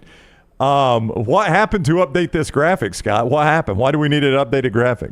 Well, Pouncer did, in fact, deliver the uppercut and knock out the Angry Wave. I mean, that is amazing. Scott called a outright upset of Memphis beating Tulane and perhaps, well, one of the biggest games Tulane's ever played. Yep. One of the biggest games they have ever played. And John Summerall and I have the same feeling today. Here's the Tulane head coach. Hats off to them. They played really good football, and we didn't play our best today. And, a lot of things that go into that. I'm not going to point the finger in any one area. There's a lot of stuff that we did not execute to our standard that we have for several games in a row now, and very frustrating. Still love our team, love our guys. That doesn't change. And we're all hurting. They're hurting, it should hurt when you play like that. They put too much into it to have that kind of performance. But we'll bounce back. We got to do it quick. We'll let this bother us for 24 hours, and then we have to move on to get ready for a really good Army team. So, but I'm really frustrated with how we played tonight and disappointed for our guys, and it starts with me. Yeah, it does hurt. I agree with you. Well, Coach. I for could me, it not hurts believe for you. it. I mean, I could 100% believe I was watching the Dolphins do what they did, right? Those games are going at the same time. But every time I would glance at that side screen and see what Memphis was doing to Tulane, I could not believe that. Yeah. Stunning outcome. When we come back, we'll talk about all the games going on in our Pick 3. You can be a part of it, nextroundlive.com, nextroundlive.com. The show being brought to you by great sponsors like our friends at Odie's, Brownie. Odie's Tavern, great place to go. We were out there Wednesday night, that night before Thanksgiving, always a happening crowd, but they'll be back there today after being closed for Thanksgiving. Go watch all the great games. Hey, just go get a good lunch there. Start with that Diablo sandwich. That is our absolute favorite on this show. Rodney's Famous Cheeseburgers, Big Cup Cocktails. All the games on TV at Odie's Tavern. 2 great locations. The brand new Edgewood location there in Homewood, and also the Crestline Village location in Mountain Brook. That's where you can find Odie's Tavern. And the Pants Store, great locations. They've been dressing Little T and EG all year for their game day trips. You can go in-store in Leeds, Birmingham, Huntsville, Tuscaloosa, Auburn, and online anywhere in America. Pantstore.com. Great deals today. Pantstore.com, your game day headquarters. All the great polos, hats, quarter zips, sweatshirts, ladies wear for game day. It's all there. Gentile, Antigua, Cutter and Buckhorn, Legend, free gift wrapping, free alterations, all at the Pants Store. Nothing says Roll Tide and War Eagle like the Pants Store, pantstore.com. Call the next round now at 205-734-0923. Storm season is here. Make sure you have a plan of action in place right now. Greg from Pell City and Storm Restoration Roofing should be your first call when storms hit. Insurance companies love working with Storm Restoration Roofing because of Greg Nelson's name and reputation in the industry. When storms hit, call Greg Nelson. He's local, 205-542-3531. He's the home of the free no-cost roof inspection. Greg from Pell City on Facebook, 205-542-3531. It's Storm Restoration Roofing. This hour of The Next Round is presented by the Birmingham Racecourse Casino, now featuring 7 days of giveaways with your chance to win a share of up to $125,000. The more you visit the Birmingham Racecourse Casino, the more chances you have to win. Hey, there's nothing worse than waking up to a plumbing problem. Don't get caught in a flooded house. Call the guys at Hemp Hill Services. Adam, Chad, and the team at Hemp Hill are the only ones I trust to fix it and fix it right the first time. Hemp Hill Services does it right and always at a fair price. For all of your plumbing, cooling, and heating needs, trust the name that Birmingham has trusted since 1954. That is Hemp Hill Services. Call now, 205-229-2090. That's 205-229-2090. Twin Peaks is the best in the game. Here, you're in the red zone for every college rivalry and divisional matchup all season long. On game day, you never have to decide which teams to watch, only what combination of bites, burgers, wings, and more to order. Plus, where else are your favorite draft beers always poured at a frozen 29 degrees? Only at Twin Peaks, the #1 sports bar. Stick around after the sun sets. Twin Peaks is open really late. Wind down with bourbon and late-night bites. Only at Twin Peaks. Just because you've quit going to the gym, it doesn't mean that you have to quit gym altogether. Dunaway, that is. With our Next Round podcasts open 24/7, 365, you can access gym anytime you'd like. While you may have done away with your treadmill routine, our version of Dunaway is standing by, ready to get you back to your absolute best. Find all that lovely Jimmy D-led content on Spotify, Apple Podcasts, Google Podcasts, and in the podcast section of nextroundlive.com. This message is sponsored by Jimmy Crypto Inc. and Jimmy Crypto for President. At Academy Sports and Outdoors, we believe the best holiday fun happens out there. on the driveway with a new basketball hoop, out back around the fire pit, or up in the deer stand. No matter your fun, we've got it. The right stuff at the right price. Academy. Have fun out there. From the creators of The Next Round comes two new sites, covercrimson.com and thebarnauburn.com. Two team sites with the same excitement and information-driven content that you get every day on The Next Round. Live daily shows, recorded shows, free of charge, plus premium content with insider information starting at just $1. And it's the perfect gift for the Alabama or Auburn fan in your family. Covercrimson.com or thebarnauburn.com. Sign up today. Looking for a great place for that boring meeting? Leave the office and go to the Golfus. What about corporate events like board meetings, sales meetings, customer appreciation events? How about the Golfus? Watch parties for football and basketball, parties for birthdays or couple showers. The Golfus is a great place for those. The Golfus has Birmingham's best golf simulators and man caves in Vestavia on Highway 31, opening soon in Trussville and on Highway 280. Bring whatever you want to eat or drink, even bring your own clubs. Get out of the office. Go to the Golfus. Book your spot now at thegolfus.com. Take TNR on the go with a podcast built for your satisfaction. Miss Hour 1, find it in podcast form. Miss Hour 2, stream it now. Miss Hour 3, download it for later. Miss Hour 4, well, just know it's never coming back. Listen to TNR wherever you find podcasts. Start your day online with our website, nextroundlive.com, for the latest videos, podcasts, and college football stories. It's also a great way to stream the show or shop in the Next Round store. Stay connected by visiting nextroundlive.com. Jim Dunaway, Lance Taylor, Ryan Brown. Live from the Birmingham Racecourse Casino Studios, The Next Round, presented by Bud Light, is on now.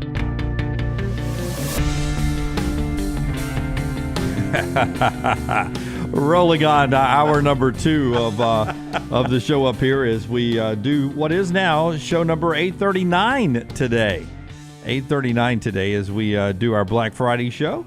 As always, we're up here partial crew as we give a lot of our friends the day after off today. LT off today. Little T is working from a remote location. EG was going to be working from a remote location until she surprised us. It came rolling in. We thought we were working skeleton crew up here today. Is she going to read 4 downs? I mean, we can at least read 4 downs. Yeah. What's EG going to do? I think that's a little beneath her now to read 4 downs. Wow. Well, thanks, Jim. Well, I'm just saying I that only get to read it 1 day a week. Yeah, that's how low on the totem pole. That's the ones you do. But that's what we sort of force-fed that to EG when she was first hired to, like, try to get her some reps of practice on air back when she sucked on air. And I'm kidding, EG. I'm kidding. I mean, see, let me tell you what was at play there, EG. That was when he realized he insulted Tyler, so now had to come back with an insult to do. Even it out. He's got to even out the insults. That's right. Yeah. I mean, I should have a walking around camera, a GoPro on all the time. Like me at Thanksgiving with a lot of people I only see one time a year yesterday. Awkward as heck. Was it really? Constantly. What's the best dish at the Dunaway? It's not the Dunaway family. It's your other side. It's Maggie's family. What's the best dish? Oh, it was also good. Patton, my brother-in-law, does a great smoked turkey. It's just really, really good. Yeah. And I had one from both New York Butcher and Rodney Scott's. They've all been good. So I've tasted 3 different turkeys this year. All fabulous. All amazing. All fabulous. Yes. Deviled eggs were good. Sweet potato casserole. Brussels were fantastic yesterday. 2 types of dressings. They were really, really good. Desserts were fantastic, including banana pudding, chocolate cake, pecan pie, sweet potato pie with homemade whipped cream. It was hard to sample one of everything. And I don't count the honey baked ham because that's everyone bought that, but it was good. So if somebody buys it at a store, you don't count it? No, it had to be made. Holy crap! Homemade gravy. Had seasoned sweet potatoes. Had twice baked potatoes. Had these asparagus wrapped in bacon, grilled on the open flame. It was really, really good. Nice bourbon, cigar. It was wow, it was a good what day. A trip to Mentone. It was a good day. Good day up there. How did it look up there, Mentone? It's gorgeous. Oh, I it like was good. Mentone. It was good.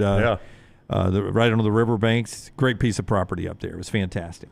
All right, here we go now. Storm Restoration Roofing, as we get ready to get into the pick 3, have the song ready to go. Storm Restoration Roofing is the people that get your roof ready to go. Greg from Pell City, his family, said a prayer yesterday, giving thanks to a bunch of things and prayed for a Dolphins win, did he not? I think he prayed to take care of the Dolphins in the cold weather. Yep, either way. Worked. God misheard that. I thought you meant you wanted the Packers to take care of the Dolphins, Greg. That did happen, yes. Yeah. Let's pray a little more clear next time, Greg, if you do not mind. Greg, when Monday rolls around, he and his family will get on your roof and give it a free no-cost roof inspection, just by calling that number 205-542-3531. Or Greg from Pell City on Facebook. You can look him up online at Storm Restoration Roofing, their website, A+ rated with the Better Business Bureau, and they handle everything, including storm damage, roof replacements, insurance roofing claims, and that really helps you by using Greg because the insurance roofing claims, over 20 years of doing this, Greg has a great relationship with all of them. Call him up, 205-542-3531, or Greg from Pell City on Facebook. Brown's about to tell you about Buffalo Wild Wings after Tyler hits the big button. Pick 3, it's time for the pick 3. 3 for you and 3 for me, that equals a pick 3. Say goodbye to your family, it's time for the pick 3. Only time that I'm happy is when it's time for pick 3. Great place to take in the Iron Bowl and all the rivalry weekend is Buffalo Wild Wings. Any of the Grade 12 Birmingham area, Central Alabama area locations of Buffalo Wild Wings. Also, give Buffalo Wild Wings for Christmas. Why not get a Buffalo Wild Wings gift card and put it in the stocking? What a great stocking stuffer, right? Hey, and somebody's going to walk away when we do the drawing next week if you get a ball in the bucket with a $250 gift card from our store. I'm double logoed up today, nextround.store, or both. Yeah, you get $250 in our store and $250 in the Buffalo Wild Wings. That's right, $250 from Buffalo Wild Wings to use at any of those Central Alabama locations, and Jim, he did it to me, and $250 from the store, nextround.store. Buffalo Wild Wings. You can play right there online at nextroundlive.com, nextroundlive.com. All the point spreads come from mybookie.ag.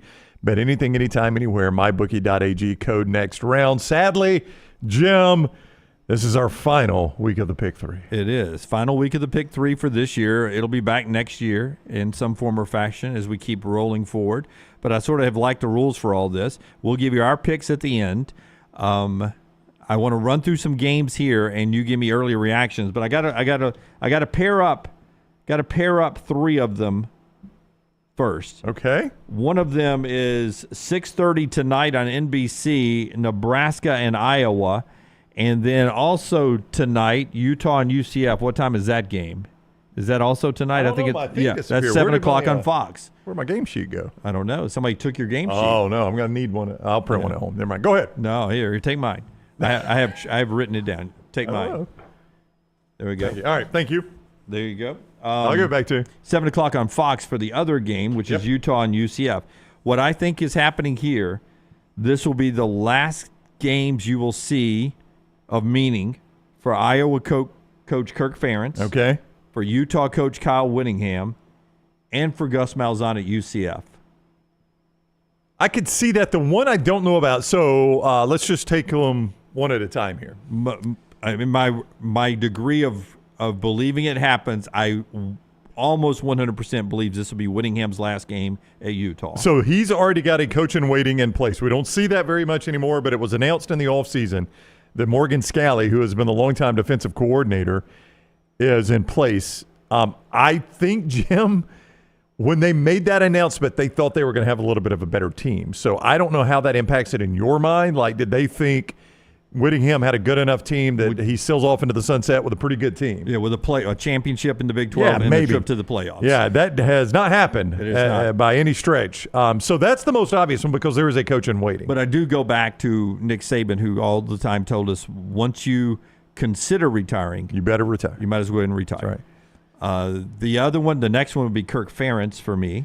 Yeah, they're a little better team this year, but they have badly underperformed. The weird thing about that is the one criticism for Kirk Ferentz has been he's got to get better offense. They got better offense this year and they got worse. But you think this is because there's bad blood because he had to fire his son, and now they've gone backwards. I mean, at some point, it was when is he going to retire, not if he's going to retire anyway, because he's been doing it a long time.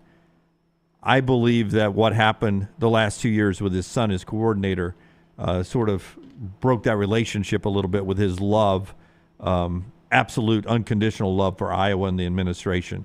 I could see him riding off into the sunset too. Less confident in that one.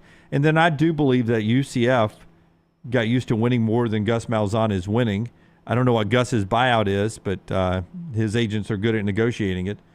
He's good at buyouts, and it would not surprise me, but least confident in that this is the last game for Gus at UCF. I think that program is treading water, or actually I don't even think it's treading water. I think it's going backwards. So I think that's where you need to make the change. It blows me away that Utah and UCF are playing tonight on Fox.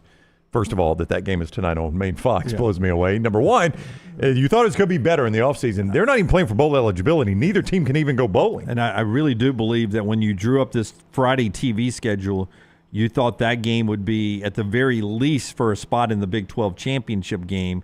And maybe it would have been up first of two meetings because a lot of people had some high hopes for UCF too. So some implications that were supposed to be on the line, not on the line tonight in Orlando. If I had told you in the preseason there are 9 teams going into this weekend in the Big 12 that could make it to Arlington, 9 teams, and 3 of them are not Utah, Oklahoma State, and UCF, you'd think I was crazy. And they all play today. One of them, Oklahoma State and Colorado, 11 a.m. on ABC.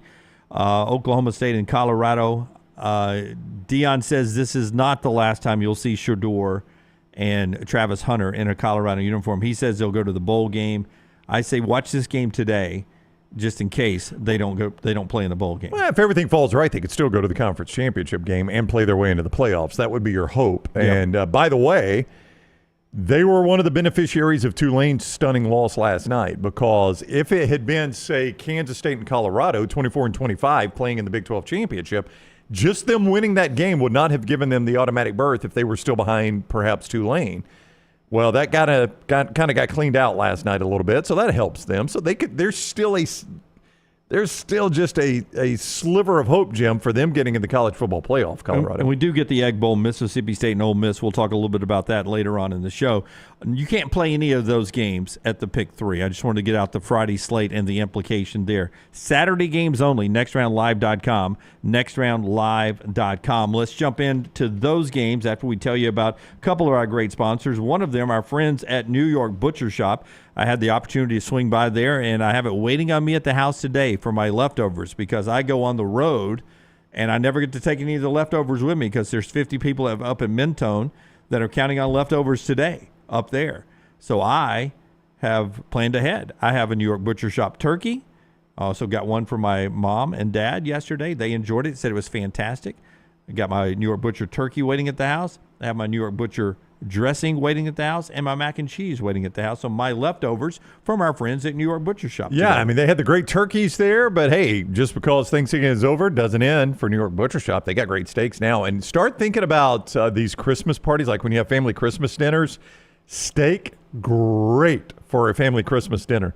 New York Butcher, 2 great locations, the Birmingham area, Cahaba Heights and Greystone. Go see our guy Jim in there. He'll get you hooked right up with that perfect meal for your family, whether it's just dinner one night or whether it's a big family gathering. Jim will take great care of you. A New York Butcher Shop, rare quality, well-done service. And if I'm in there, I will take great care of you, too. The other great sponsor is CPAP Plus. Good night's sleep. It changed our buddy Josh. It changed his life. It did, yeah. We've gotten feedback from so many of you that have visited CPAP Plus, and I know once you get put on that CPAP machine, you've realized it's life-saving for you, right? But the other thing you've realized is maybe getting the highest technology is not always the easiest way to go. Getting the feedback you need is not always the easiest way to go. And a lot of times you're having to deal with people that are out of state, out of country maybe even. Why not deal with someone that's right here in your own backyard with CPAP Plus? The O'Neill brothers, they are CPAP users, so they know the product well, but they're also here local. So you're dealing face-to-face with people. You're not having to order things from who knows where. CPAP Plus.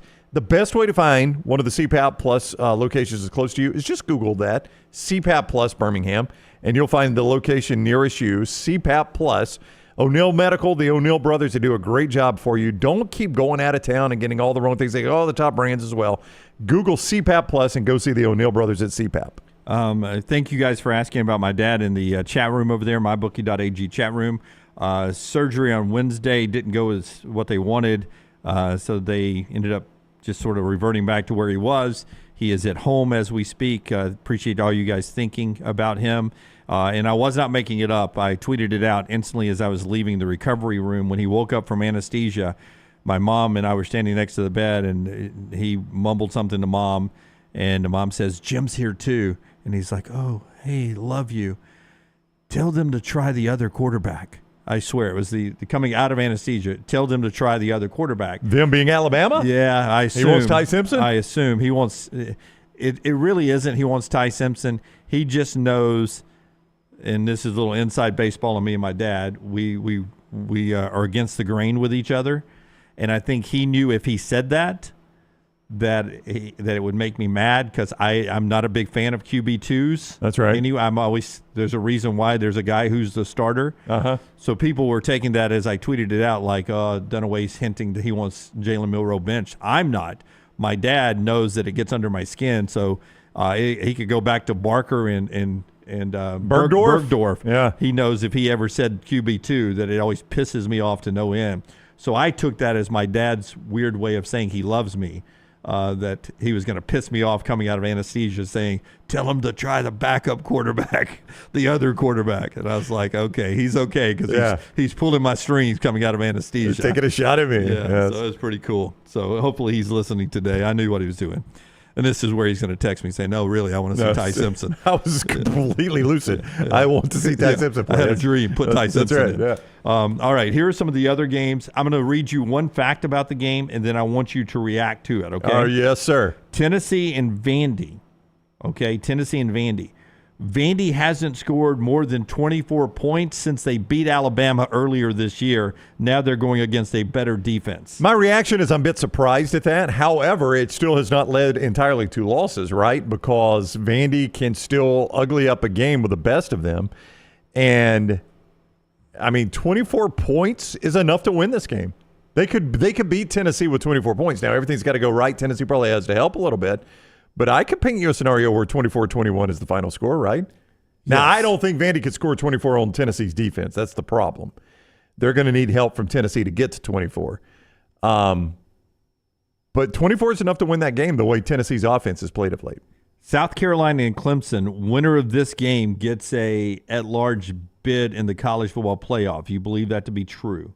When it all shakes out, that the winner of Clemson, South Carolina, one of them, the winner, ends up in the playoffs. So it seems like the actual easier path for Clemson is to get the automatic bid.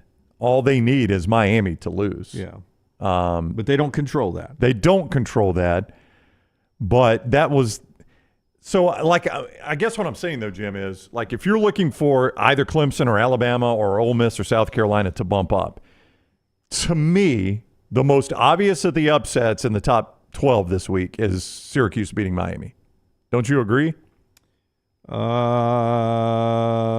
Dame and USC is a battle. One that would drop somebody all the way out. Yeah, let me just put it that way. Like, I don't think Notre Dame or Texas losing is going to knock them out. Yeah, Texas still gets to play the conference championship game, so they're not entirely. Actually, if they lose to A&M, they don't. Yeah. They would just be a two-loss team. Yeah, I don't think they will. But I don't think they would drop all the way out. Me either. But I do think Miami would if they lose to Syracuse. And on top of that, that puts Clemson in the conference championship game. Then all they got to do is beat SMU, and they're in the college football playoff. Clemson just has 2 losses, and one of them is to Georgia. That's a beatdown, but it's to Georgia. Yeah, and the other one was to Louisville, which, by gauging losses is not it's not as bad as Northern Illinois, Notre Dame. Yeah, that's right. And then you would have a major top 15 win over South Carolina right there. So Clemson with a good resume with the win there.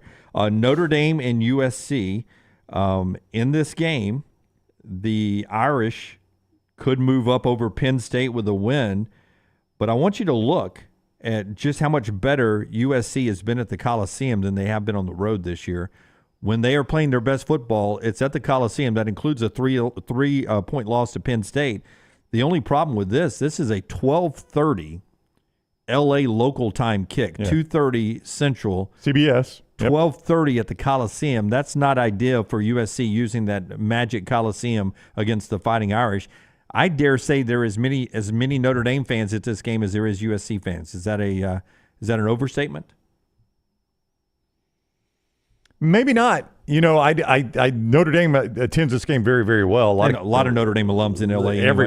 Everywhere, but certainly in LA. And the USC fans can't be terribly fired up right now the way this season is going for them. And to your point, it's a 12:30 body clock for both Notre Dame and if you're a Notre Dame fan living in LA, it's still 12:30 on your body clock, so it's still going to be early. But it's your one chance to see your school, right? That's the factor there. Yep. Is the USC fans, they've been able to go all season and see this crappy USC team. This is your one chance to see Notre Dame if you're a Notre Dame fan. So I think I would agree with you on that.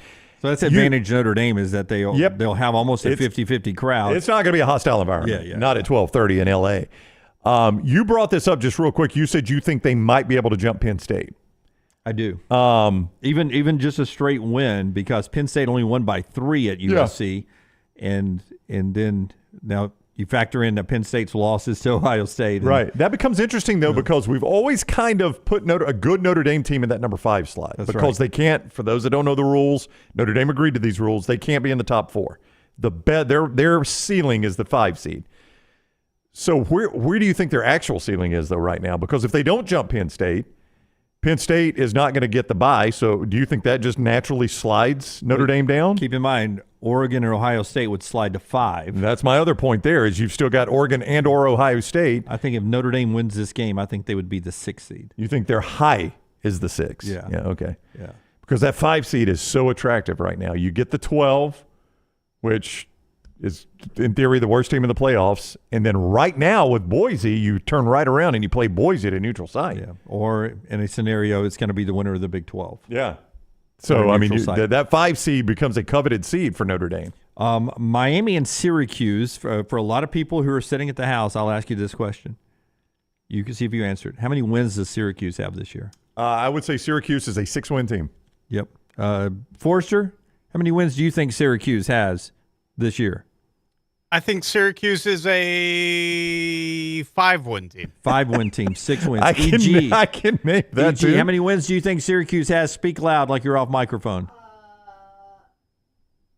8. Yeah, EG's got him at 8. EG's correct. 8-win Syracuse. My gosh. The quietest, off-the-radar 8-win Syracuse team today at home against Miami, who's played some dog teams close. I don't know why I said it like McAfee. Some dog teams close. God, I mean, you remember when EG got here and she was bad and she only could do 4 downs? We had to force her to read I the know, 4 and downs. now she knows how many wins Syracuse has, Tyler. She knows sports better than you boys. Look how far young EG has come, Tyler. She really has. Under our tutelage. Maybe Scott, someday I can do that and get beyond reading 4 downs only on Thursdays. Those are your 4 downs, though. That's right. You write them and read them, Tyler. We let you do so much. Oh, man. Scott, EG was disappointed you did not flash the lights for her getting 8 wins, right? Yeah. She thought she would get a light flash out of that. I'm sorry, EG. Yeah. Oh, wow. You're on camera now, though. Oh, you are on camera. Oh, there you are. Wave at the people, There's EG. There's EG. Just prove she's actually here. Yep. EG came to work when we were not expecting her today. So she's sitting here with us We're because there's nobody else here. Hey, little girl, we're going to let you read 4 downs. You just stay over there, okay? And we may let you spin the wheel later on. You want to do trash, too? You want to sit in on trash? All right, EG. We got so much coming up with EG. All the things we let you do the first week you worked here. That's right. What game am I talking about here? Oh, Miami and Syracuse. Let's moving on. Okay. Yeah, I got it wrong. I thought they were a 6-win team. They're an 8-win team. That's a live dog. When you call that a live dog, Syracuse? Everyone's playing it. I don't know how that works for you in LT, but it seems to be a live dog to me. I don't know how anything works.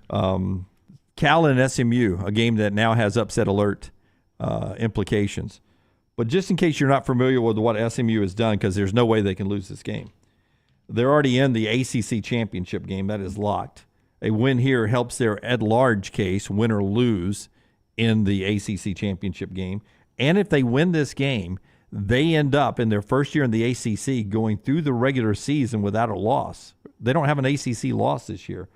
All really, really good for SMU. By the way, they haven't won 12 games as a team since 1935. So Rhett Lashley could end up with a win here and in the ACC championship game, setting an SMU record for total wins. Yeah, how good do you feel about that prediction, Cal over SMU? I don't feel good about it at all. No, not good at all. I mean, that becomes it becomes a tricky spot for the ACC if SMU loses that game. Yeah.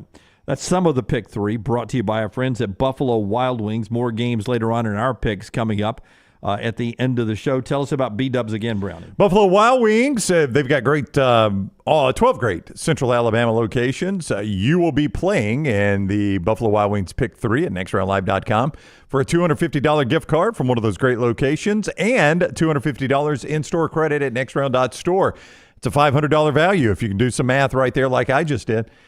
You can play it right there at nextroundlive.com. But support the great Buffalo Wild Wings in our area. Go watch all of Rivalry Saturday at your local Buffalo Wild Wings. All right, Brown, before you tell us about the golfers, here's what I'm going to do. I've already written 4 downs, and I think it's...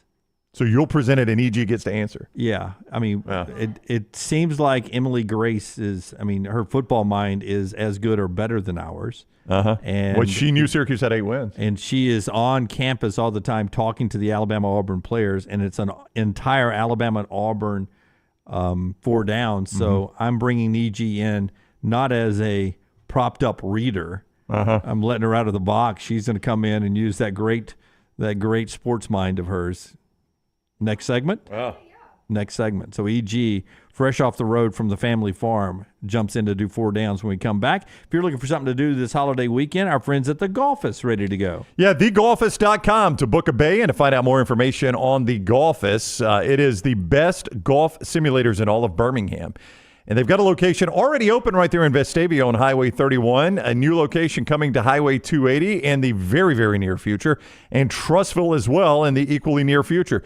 You can go enjoy a ton of golf courses, names you recognize, trust me, right there at the Golfus. A great place for that holiday party. You can bring your own food, you bring your own drink, bring your own clubs if you like, and enjoy playing 18 great holes inside at the Golfus. Book a bay now. Find out more about their office parties for up to 50. Great couple shower location, Christmas parties, all those. All of that is at thegolfus.com, thegolfus.com. 4 downs is next. Follow The Next Round on Twitter, Instagram, and Facebook at Next Round Live. Hey, you. It's the holidays. Give cheer a lift. And at New Balance Birmingham, we got the gift. That holiday vibe? Find it inside. Come together at New Balance Birmingham on Highway 280, right next to Chick-fil-A. New Balance Birmingham, we got now. Thanksgiving is here, and let the New York Butcher Shop be the place to get all of your holiday meal items. Their premium turkeys are fresh, free-range, and hormone-free. The New York Butcher Shop also has a wide selection of chef-prepared side items to help save you time in the kitchen. Pick up a bottle of wine, and your meal will be complete. Turkeys are selling fast, so place your order today. 2 locations to serve you, in Cahaba Heights and on Highway 119 in Greystone. The New York Butcher Shop.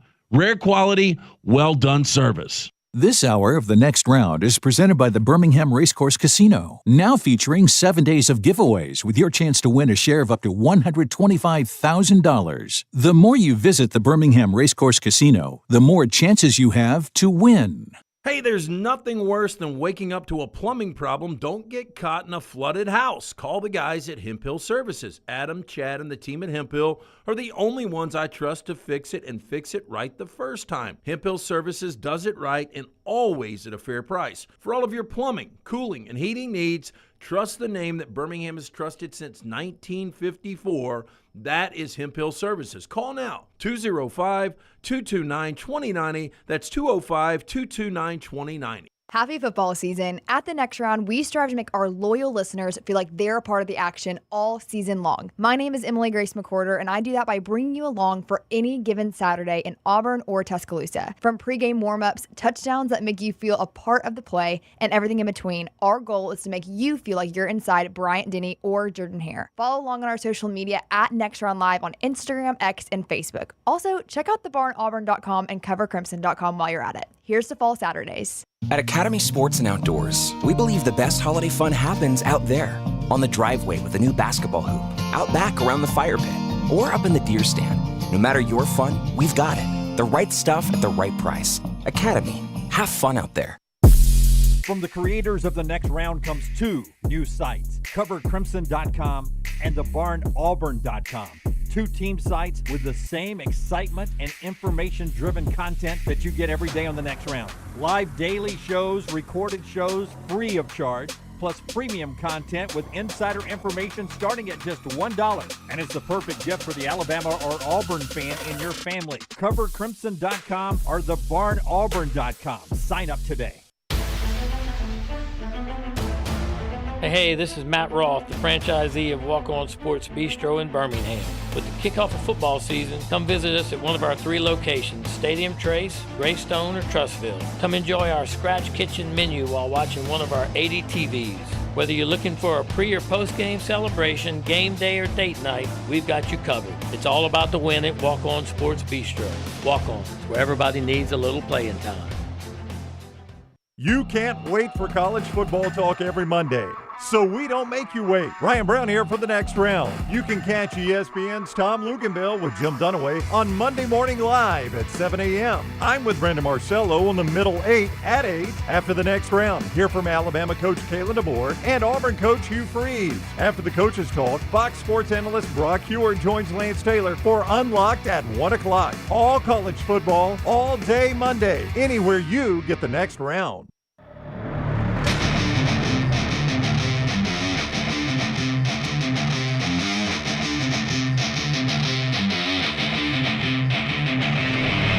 Okay, we'll do some prop bets with our 4 downs here in just a second. Is that a black robe? Oh, wow. Do you remember one of my favorite segments on the show you're on every Sunday night? Here comes the judge. Oh, the judge. That's right. Yeah. Here comes the judge. Here comes the judge. So Mike Rada, legendary Birmingham sportscaster, probably the top guy ever to do TV sports in Birmingham. Okay. Cool. Was a shout. Wait, is that a shot at Dunaway? Oh, yeah, 100% it was. Yes. As long as I was on the medal stand, that's all I care about. Yeah. Top 3 is all I want. Well, let's let Scott weigh in. Scott worked in Birmingham sports television for a long time before coming over with us. Scott, I don't see a stuffed Dunaway brick on his desk. That's true. He does have a Rada. Scott, would you put Rada? I would personally put Rada ahead of Rada on the medal stand easily, Scotty, right? I probably need to recuse myself from this conversation. Scott's not going to say hurt judge rule on that. Yeah. No, I would easily put Rada on. I think Rada and Ken Lass are obvious. Well, now you're putting me in a Jim tough Dunaway? spot. Well, I don't know. I don't know. The third spot's up for grabs. I think Dunaway's in the discussion, no doubt. I don't think so. I think I've had a better radio/digital career than I have television. I would agree with that, but I think you were very good in TV, and a lot of people loved you. I did enjoy television. How many times are we out doing something and somebody's like, "I love the show, man. I watched you on TV all the time." Yeah, but truthfully, they still bring it up. How many times are we still out and somebody says, "Hey, man, I love you on NBC 13." Yeah. And I haven't been there since 2008. I know. Yeah. So what was awesome, EG, is we used to go when he was still doing, when we first started doing radio together, Dunaway was still doing NBC 13 Sports. And we'd go somewhere, we'd go to a restaurant and somebody'd like, "Hey, Jim Dubberly." There was a guy named Mike Dubberly on Fox 6. Oh, no. They go, "Hey, Jim Dubberly, what's, man, is it getting cold over the weekend? Yeah. What's that weather going to be like?" I thought you were the weatherman. Yeah, I'd always all throw the him a time. 7-day too. Yeah, That's Dunaway would awesome. lean into it. He'd be like, "Yeah, we've got this front coming in from up in Nebraska. It's in Nebraska right now, so you got some time." But who just told you the forecast today in the Jim Dunaway. lobby? Yeah. That's right, Jim Dubberly. Yeah. They were talking golf in the lobby. We're going to go out and play today, and I was like, high of 49 today. Oh, it's going to be warmer than 49. No. I was like, Alexa, what's the weather? It's currently 39 degrees. High today, sunny and 49. So did that golf trip get canceled after you said that? Because I was considering it. I think you and the man. I don't know. 49's Are you not going? You're out? I am out. Dunaway's out. I am out. I'm considering it. Yeah. All right, so EG is here. What was I supposed to do, I'm Dr. here. B? You're supposed to do Dr. B Okay. first. You sit down now. T3hair.net. No, I'll Okay. Oh, you were getting on her for wearing a robe Yeah, to because work. the whole thing is my robe. It's not a robe, it's a coat. I mean, You described it as a robe when you came in. yeah, I wore it to Auburn with a dress, and it was a little more fashion forward. But I mean, I'm in yoga pants. Like this, it's a robe today. Fashion forward? Yeah. Is that what you just said? Fashion forward. Okay. It looks like a coat that like a private investigator would wear. I'll take you know it. What I mean? Yeah. I'll take it. Yeah. EG's on the case. Yeah. EG CIA. If the shoe fits. You know what? EG's investigating an Iron Bowl winner tonight at 10. All right, so T3hair.net is where you go. T3hair.net to find out more about Dr. B. Dr. Michael Beckenstein is who Dr. B is. Lance and I have both been to see him. Lance and I are both using just the simple cap you will see in this video to help grow our hair back. But he has got so many different ways of doing it. In fact, every time we see Dr. B, there's something new technology-wise that he is working on. So it's not some cookie-cutter deal where you go to him and he says, this is the way it's going to be done. You do some genetic testing so they find out what works best for you. Then Dr. B is going to get back in touch with you. He's going to walk you through some of the options. If you're watching this on video, that hat that Scott is showing you right now, it fits under an actual hat. So if you want to hide it, I just do it at home 30 minutes a day, 3 days a week, and your hair naturally grows back. Some of the genetic testing done there just to make sure you're getting the right program for you. The best place to start is T3hair.net. Dr. B, T3hair.net. And our friends at Hemp Hill, we appreciate them so much. Heating and cooling all year round, and plumbing as well. The name Birmingham's trusted since the 1950s. Whether you experience plumbing, heating, or cooling issues in your home or your business, don't forget they take care of big business projects as well. They're ready to serve you right there at Hemp Hill. Hemp Hill Services, 205-229-2090. All right, 4 downs here. It's going to be all about the Iron Bowl. And before we get that, let's hear some sounds on the Iron Bowl. Sorry, Tyler. It was my fault. Yeah. I need cut 1 first. Mike Rader would not have done that. Yeah. I need cut 1 and cut 3. The most recent sound. These are from the Coaches Show. Kalen DeBoer from Hey Coach, Crimson Tide Sports Network. He had this to say to Chris Stewart and the Alabama fans gathered on Wednesday night. Here's Alabama coach Kalen DeBoer. Your gut and stomach and heart all hurt, when you have games like that. And, you want it to. It needs to. And you don't want to get accustomed to the feeling of it not. Sure. And so, or let that ever set in. And so, but again, you have to be able to move on. You have to play free. You have to get back to work and, continue with the habits that you created, that are positive and have the right mindset. And that's where it all starts. It starts up here, and you got to be able to continue to move on. But we never want to let it just be okay. And I know our guys don't feel that way. Nobody getting comfortable with losing is the big takeaway from there. You were over there a couple of times this week talking to the coaches and players. What was your takeaway? Yeah, I think that's the overarching theme is you don't want to get comfortable. And I thought that all the players that we spoke to was Jalen Milroe, it was CJ Dupree, Malachi Moore, Jamarian Latham, and I'm missing Tim Keenan. And I thought they handled the media very well considering the shots that were fired on Monday from the Auburn players. So they had a little bit of a chance to kind of prepare for that. Obviously, Jalen did make a comment that he did not know who DeMarcus Riddick was. And then the internet sleuths, like they're dressed like me. That's right. The investigators on the internet went and found some photos of DeMarcus and Jalen for recruiting trips. So it's been a little chippy already, but I will say that, for the most part, they handled it really well. Talking about trash talking and what that means, what the Iron Bowl means. Malachi shared a story about in elementary school when they would play in PE, one side would be Auburn, one side would be Bama. You get divided up and play dodgeball. I thought that was pretty cool. Yeah. Let me ask you this. So if you can think back on this question.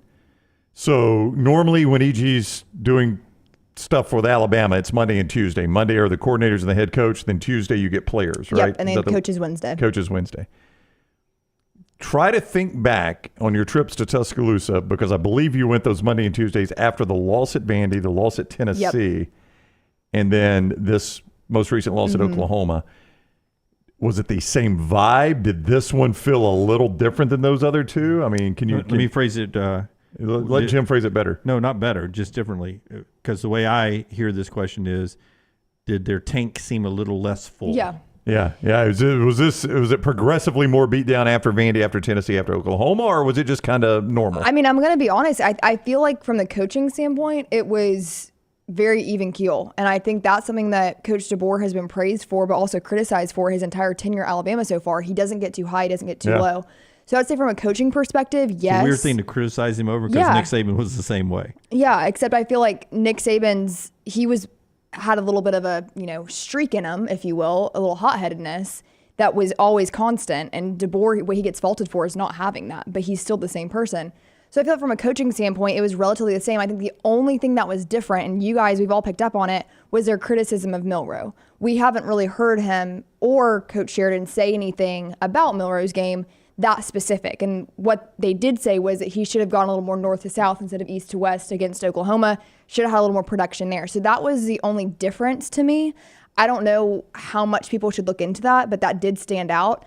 And then one thing that stood out to me that Coach Womack said that I hadn't heard him say was the biggest struggle in year one is getting guys to play consistently from a defensive standpoint. Yeah.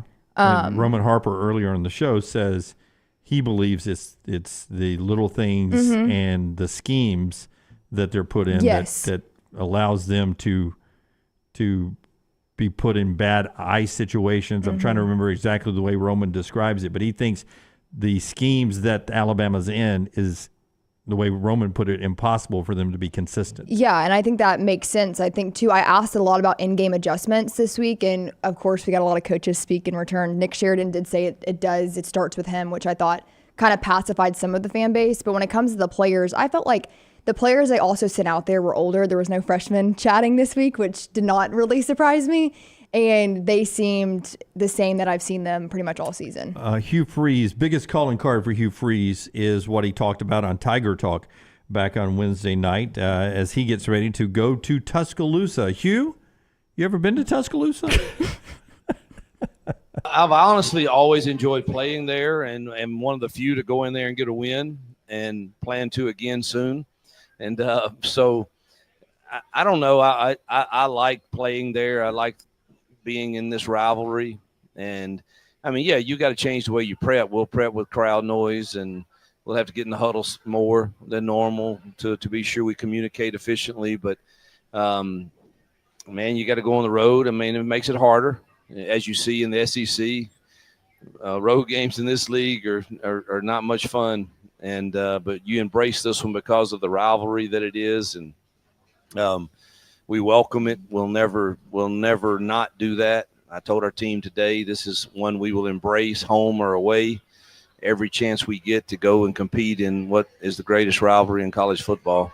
Yeah, boy, the swagger. The smugness. And swaggerness that they've had, the difference in a week makes. Yeah. Yeah, but as somebody was pointing out in the mybookie.ag chat room when we were talking to Harp earlier, like we were talking about Auburn, and I've brought this up this week. It is just weird how these things work.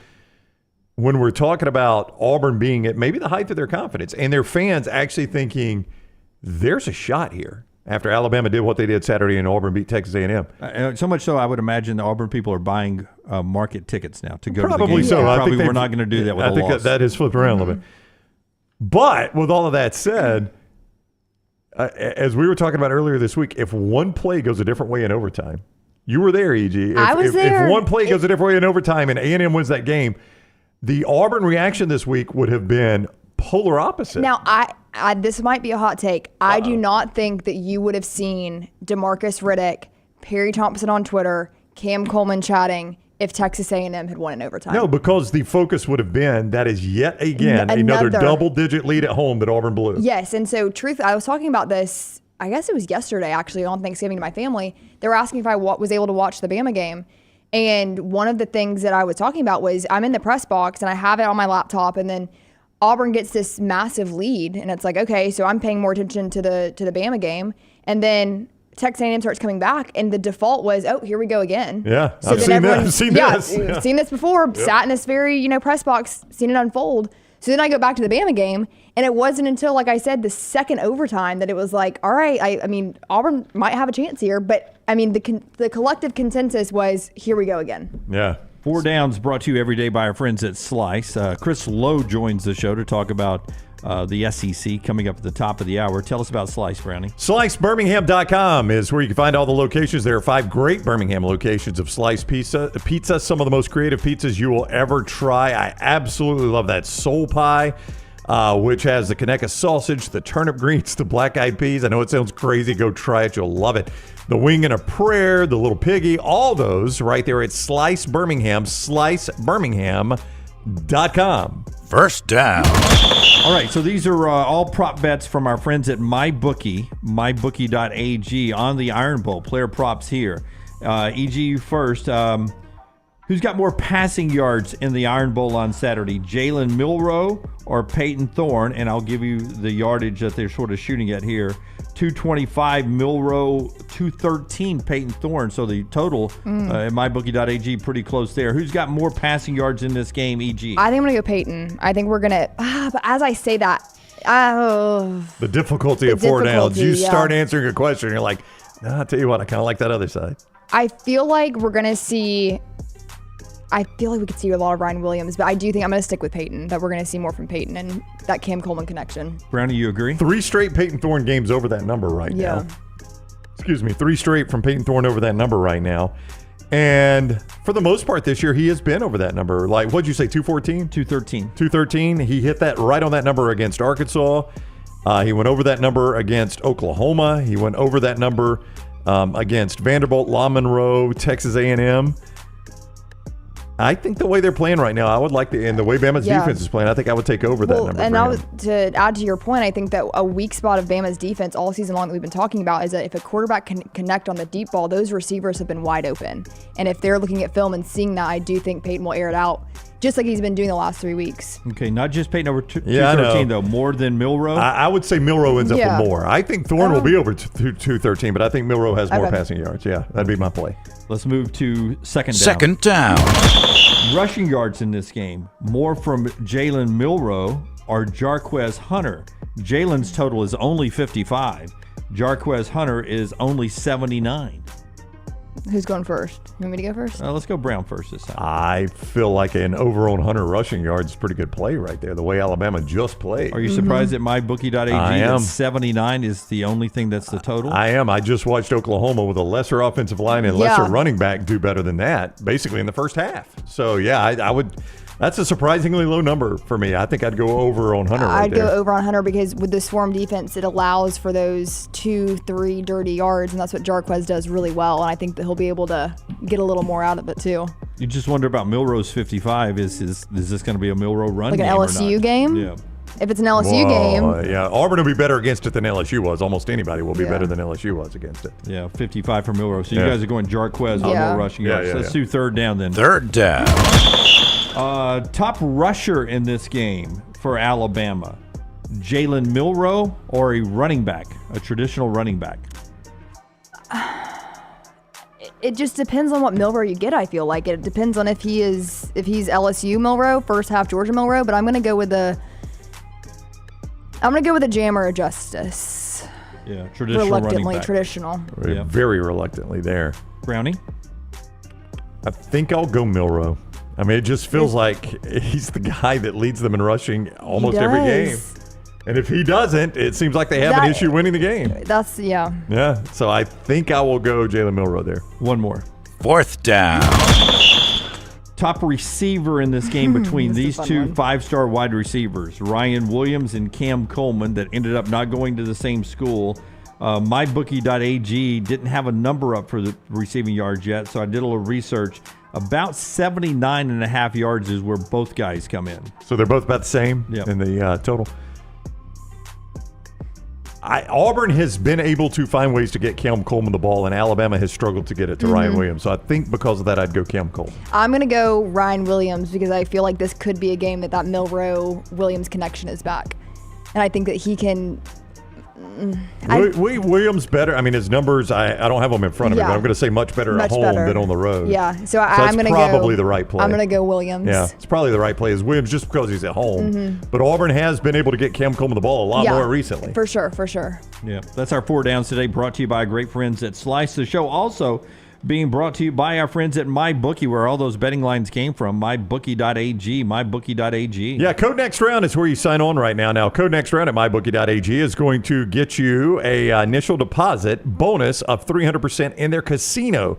That's a casino bonus of 300% your initial deposit. You can play with that right away at mybookie.ag, code next round, mybookie.ag, code next round to get that bonus. You can also bet all the games this weekend. About to go off, Colorado, a 15-point home favorite over Oklahoma State. Minnesota, Wisconsin. Minnesota, a 1.5-point road favorite at Whiskey, about to go off. By the way, Navy quarterback is out. They're a 3-point dog at East Carolina if you need some information on that one. Egg Bowl tonight, Ole Miss, a 25-point favorite. Georgia Tech, clean old-fashioned hate Georgia, an 18-point favorite in that one. All those games I just read to you are at mybookie.ag. Use code NEXTROUND to get 300% your deposit in the casino when you use code NEXTROUND at mybookie.ag. Bet anything, anytime, anywhere. mybookie.ag, code NEXTROUND. Will you hang around and as we do the headlines Yeah, here right absolutely. now? We got headlines. Let's do our McCurry Spotlight. It's our Monday's headlines today, and we'll let EG give us a thought or two about some of the things happening in the headlines. Hit the button, Tyler. The College Football Spotlight. Like the game's already been played. Monday's headlines today. McCurry Van and Car Rental is the place you can depend on with all kinds of vehicles to choose from, including trucks, SUVs, passenger vans, easy to rent, in and out fast. Athens, Muscle Shoals, Huntsville, Coleman on 2nd Avenue Northwest, Skyland Boulevard in Tuscaloosa. Reserve your rental today, 256-559-1003 or McCurryRentals.com. That's 256-559-1003 or McCurryRentals.com. Who's going first? I'll do mine. Yours is usually better. None from Tyler or Forrester or Melton or EG or LT today. Just me and Brownie. Tyler's having a tough time opening yours. Gonna have to go with Browns first. Jim's won't open for some Oh, reason. Okay. Wow. Do I need to resend it? Yikes. Resend it to you? Resend How it to Tyler. embarrassing. Yes, I know. Wow. Jim. Just, Yeah. that In what way? What did that I top do wrong? 3 ranking of Birmingham sportscasters. I know, it's going to take What did I do wrong? Mine comes from the Austin American Statement, Elko eats Bevo. Wait, should that What? not be more embarrassing on Tyler than it is on me? I don't know. No. Depends on what format you send it in, Tyler. Have you had trouble opening one all year, Tyler? Sometimes I do. Sometimes it just sends as a different file. I'm not sure what happened. I went through all the steps I normally go through. The normal quick precautions. really apology to Taylor Corn. I just sent her the headline. Oh, no. Why is Jim sending me the headline, Taylor Tyler says? and Taylor are so close together in my favorites. Right. Yeah. Way ahead of EG and Brown after this show. Of course.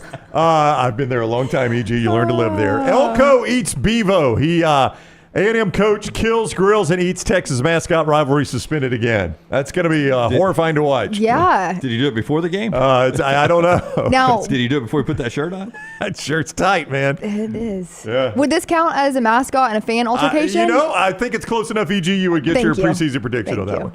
On page 2, still alive, Mariah Carey awakened from hibernation to collect checks for 1 month. Oh. Big month for Mariah Carey Big coming month. up. What's the Big name of the month. song again? All I Want for Christmas. All I want for Christmas is you. I we have may get never dinged heard for that. EJ sing. There we go. Yeah, you're a pretty good singer. I didn't I've know never heard that, EG. And I've never seen you blush. You're blushing a little bit, too. Yeah. I would call that alto.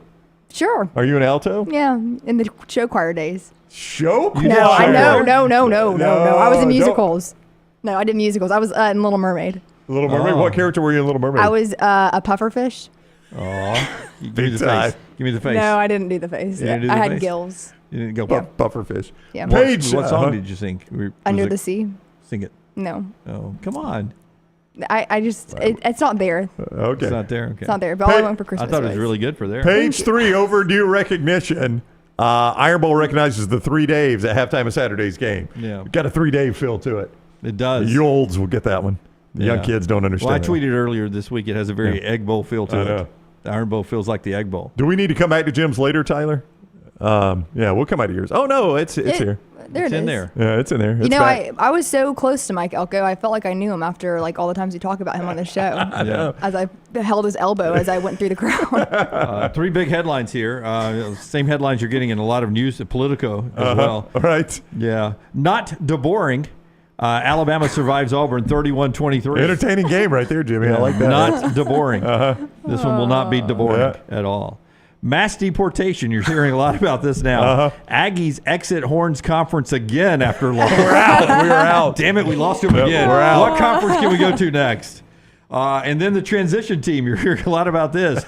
Beamer passes Dabo in rivalry in South Carolina. Interesting. This will be a big Shane Beamer win if he gets this one. All right, those are better than you gave credit. Yeah, I like those a lot. Not Dunaway. DeBoering, mass deportation, and transition team, all in the headlines. Monday's headlines today, part of our McCurry Spotlight. McCurryRentals.com is the place you start. McCurryRentals.com. All right, when we come back, Chris Lowe joins the show. We can't wait to talk to our friend from ESPN.com. It's almost Chris Lowe's season. He always has the inside information on all the coaching changes. Chris Lowe talking about the games on the field next on TNR. Take the next round anywhere you go with official Next Round gear. Buy yours today at nextround.store.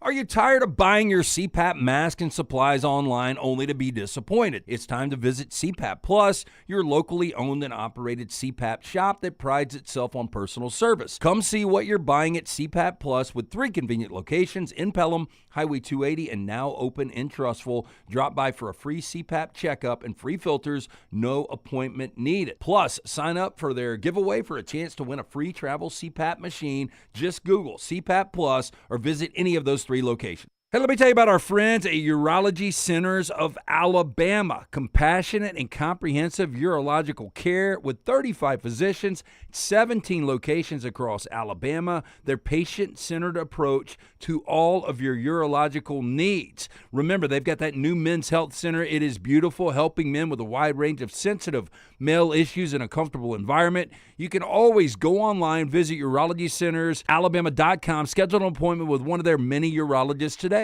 Things fall apart. There's even a book about it, but that doesn't mean you have to break the bank to fix them. Ryan Brown here for the next round. Our friends at Mortgage Right have a new renovation option that will make repairs and other home improvements easy. If you've recently purchased a home and find yourself short on cash, or you're looking to buy a fixer-upper, Mortgage Right's renovation loan program can help you spruce up your space. Repairs can be made to your roof, plumbing, flooring, and more with the help of top-notch mortgage professionals. So get your fix by visiting mortgageright.com/TNR. And MLS 2239, Equal Housing Lender. Twin Peaks is the best in the game. Here, you're in the red zone for every college rivalry and divisional matchup all season long. I mean, where else are the scenic views as good as your view of the game? Only at Twin Peaks, the #1 sports bar.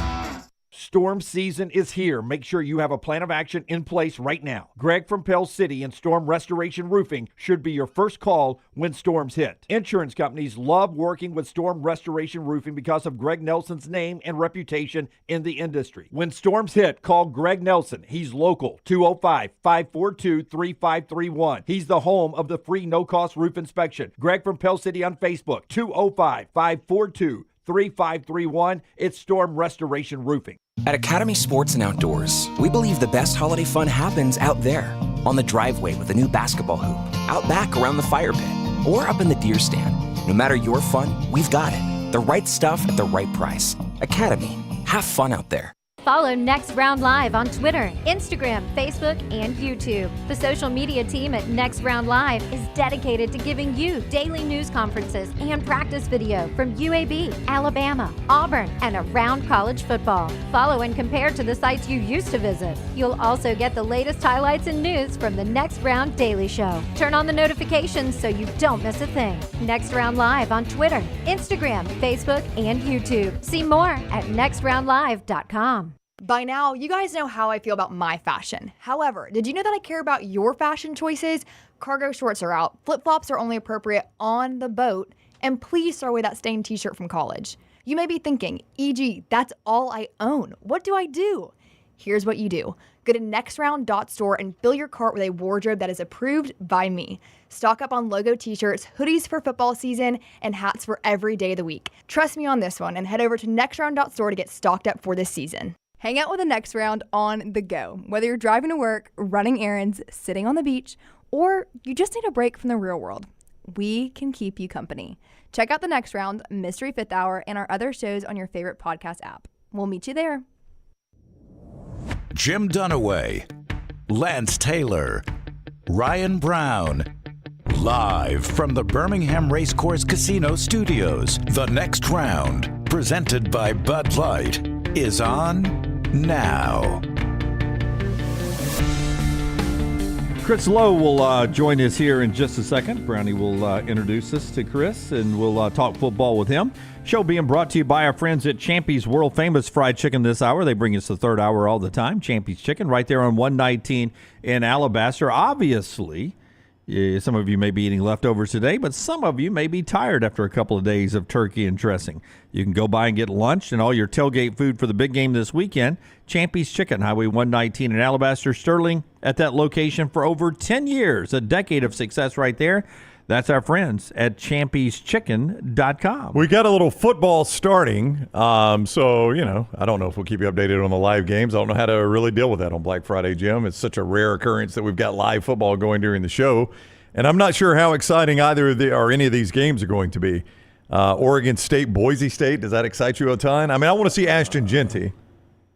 Yeah, but the two games today that have loose playoff implications, Oregon State, Boise is one, and Georgia Tech, Georgia is the other. So for whatever reason you want to watch that, I'll be watching both of those with some playoff implications. And then, anytime Travis Hunter and Shedeur are playing, I want to see that at 11 o'clock on ABC. That's starting right now. Oklahoma State and Colorado. And then Minnesota, Wisconsin. By the way, I was looking at Minnesota. All of their losses except for one have been like 6 points or less. They have been close in every game they played, including last week against Penn State. And they've just had some tough losses there. Chris Lowe is a college football insider for ESPN. I'll just do this on the fly, Chris. For some reason, our video of you is just a blank screen here. Well, I'm sure we can still hear your voice. We just want to talk to us like you're in witness protection. That is just fine. You may just be wanting to do audio only. Yeah, you tell us, Chris. How are you today? I'm sorry, guys. And maybe it is witness protection. It's that time of year, right? Yeah, that's right. All good.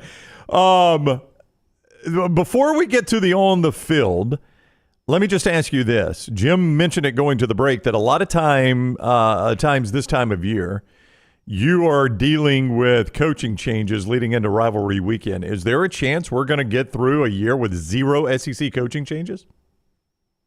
Yeah, I think there is. I think there's a great chance. In fact, in talking to people around the league and people that I trust, the three names you heard most frequently coming into the season that would be in the most trouble were Sam Pittman, Billy Napier, and Shane Beamer. Well, guess what? Shane Beamer might be the coach of the year in the league. Certainly, if they can beat Clemson tomorrow, I think Sam's going to make it at Arkansas. And you look at what Billy's done in Florida, the way he's come back from. I mean, guys, I was there in Gainesville the second week of the season against Texas A&M.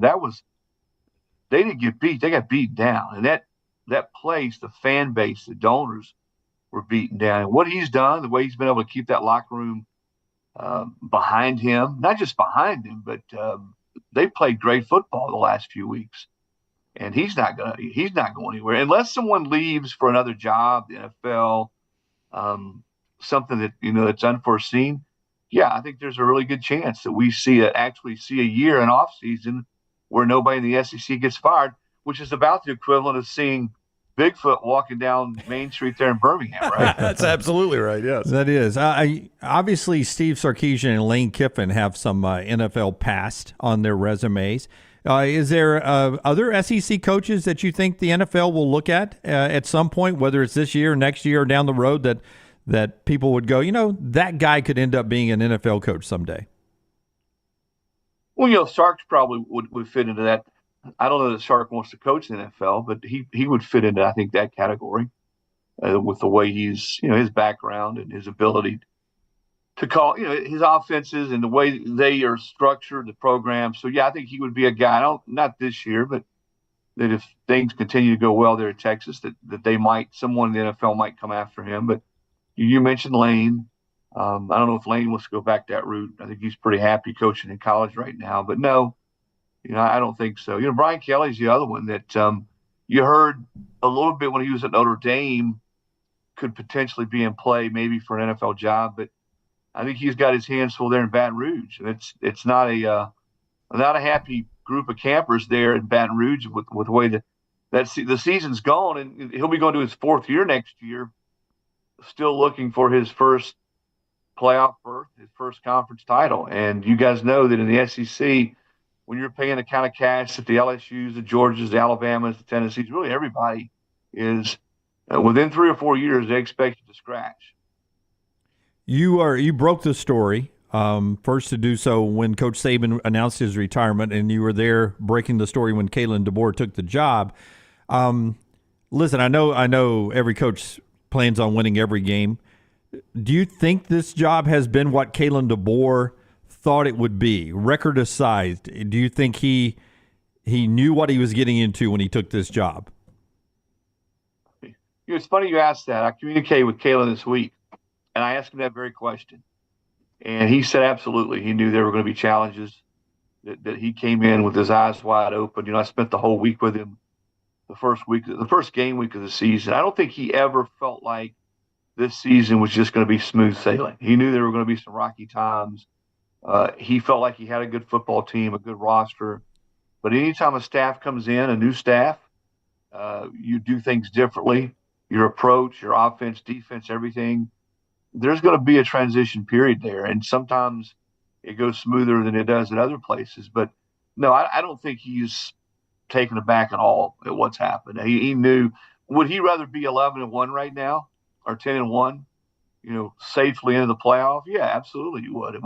Would he rather played better and just not been a no-show against Oklahoma, on offense and giving up 40 points and losing at Vanderbilt? Yeah, I don't think anybody saw that. He didn't, but I also feel in talking to him, I think he feels very strongly that the future is bright. The best is still to come. They're recruiting well.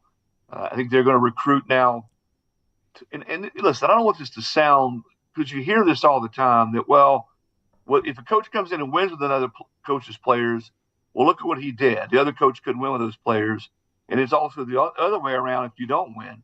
They've got good players in the roster, but a coach, when he comes into a new place, wants to recruit to his system, his style, the way he wants to play. And I think they'll now have a chance to do that. They already are doing that. So I know he's very optimistic about where this program goes from here. Chris Lowe is with us, ESPN college football insider at CLO ESPN. It's where you find him on social media at CLO ESPN. He's on the JohnstonRVCenter.com hotline.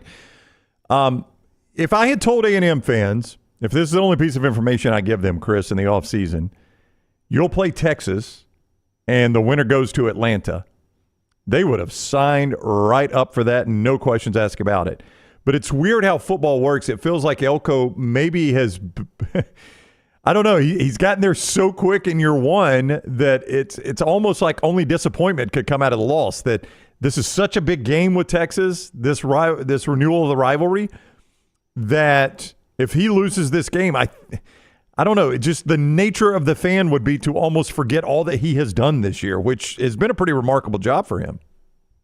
Yeah, you're saying fans have short memories? I do say that is a long way of saying, are the A&M fans' memories so short that they'll forget it all if they lose Saturday? Yeah, I think that probably applies to every fan base in the SEC. No, I think Mike's done a terrific job. And the thing that he's, not that Jimbo didn't have it in stretches, but that program has been a tough-minded, blue-collar, and I think that's sort of who Mike is. And, yes, if you'd have told anybody there in College Station that, hey, you guys, not only you get to play Texas at your place, if you win, guess what? You're going to play for an SEC title. Everyone would have signed up immediately.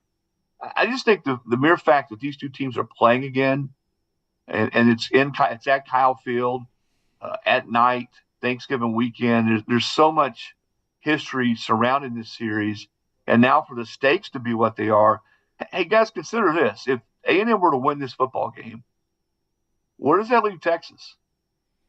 I think it's a little dicey for the Longhorns at that point. I think they won't get in the playoff. Yeah, their resume is not what you would look at and say, boy, that's a playoff resume. Yeah, they got a huge favor from Oklahoma and Florida last week. That makes a 2-loss Texas a little more appealing than if Alabama and Ole Miss were both sitting there with 2 losses. And they're ranked so highly. Yeah. It's hard to see them fall, but who knows? We've seen chaos already this year. And I think there's more coming. And I know Lane stirred it up this week talking about other conferences, other teams. I think our old friend Roy Kramer had it right 12, 13 years ago when he said college football is so different because conferences are different, schedules are different. No one plays the same schedules.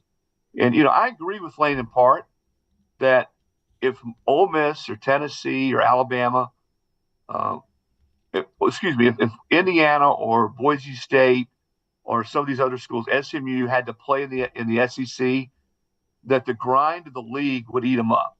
I think he's 1,000% right on that. Now, in a one-game deal, could SMU beat Ole Miss? Could Indiana beat Tennessee? Could a Boise State beat Alabama? Absolutely. And we've seen that happen over the years. And that's what the playoff is. Once you get to the playoff, anything can happen. How healthy are you? How does your quarterback play? Those types of things. Where do you play the game if it's a campus site? But it's what Roy said. I remember talking to him well over a decade ago about this, is when you start putting the playoff together, whether it's 4 teams, whether it's the old BCS, whether it's 12, whether it's 16, you're judging and comparing teams that are not apples and apples. It's apples and oranges because you're playing different schedules, different conferences, and that's a difficult thing to do. And we'll go to 14 or 16 and 26. I've got no doubt about that. But these same arguments are going to persist. It's just, does the SEC get 5 in? Should they get 3 in? Think about this. I guess there's a slight chance that the ACC could get 3 in, and that the SEC also gets 3. Think if you'd have told somebody that back in August. You guys have Greg Sankey on. If you'd have told Greg, hey, Greg, you're going to get 3 in, and the ACC is going to get 3 in. Yeah. You would have gotten the Greg Sankey stare. Yeah. But you're fortunate enough to get a lot of on the record and off the record stuff with Greg Sankey and other powers that be. If a scenario like that, or if the SEC just gets 3 in, you say we're going 14 or 16 in 2026, which I don't disagree with. But do you think there will be, as you expand, and should there be a minimum number of SEC and Big Ten teams just because of the size of the league and the schedule of the league? Do you think that's what would be written into an expansion, that regardless of record, there'll be a minimum number of SEC teams in this expansion, and that number will be somewhere around 4? Well, that's what Greg has already proposed. Right. He and his Big Ten colleague, that they each get 4 because of what they bring to college football in terms of notoriety, TV. I don't know that we get there or not. I would have said before the year that both teams are going to get 4 every year, and certainly they would with 14 or 16. You know what I don't like? The thing that I think they've got to really go back and look at, and I think a lot of people agree with me, is these automatic seeds, automatic buys for conference champions. I think you just got to rank them. And if you're the top 4 teams, then you get the seeds or the buys. In this year, in fact, let's just use this year hypothetically. Then I guess that's what Oregon right now, or Ohio State, Texas. I guess Penn State's 4 right now. That's right. All that matters is what that final ranking looks like. I think that final ranking is going to look different than it does right now. I don't like the fact conference champions, I think, have a place in the playoff. I don't think you give a conference champion so much weight, or the top 4 conference champions so much weight, that they automatically get a first-round bye and one of the top 4 seeds. Because if you want to get – isn't the goal to get the best 12 teams, or if we're in 26, the best 14, the best 16, then to me it's crazy if you've got a Georgia sitting there at 5 or 6, and Georgia to me has played as tough a schedule as there is in college football, and they don't have a chance to be ranked in the top 4 because they lose a close game in the conference championship game. See, that is the biggest flaw right now to me of this current system. Yeah, and my easy fix, what I think is an easy fix, Chris, and it's funny, I think maybe the group of 5 team getting a bye right away will accelerate the fix on this, because I don't think that's what the powers that be thought would ever happen here, is a Boise State getting a first-round bye, which they're in position to now. My easy fix to that is you guarantee conference champions a home game.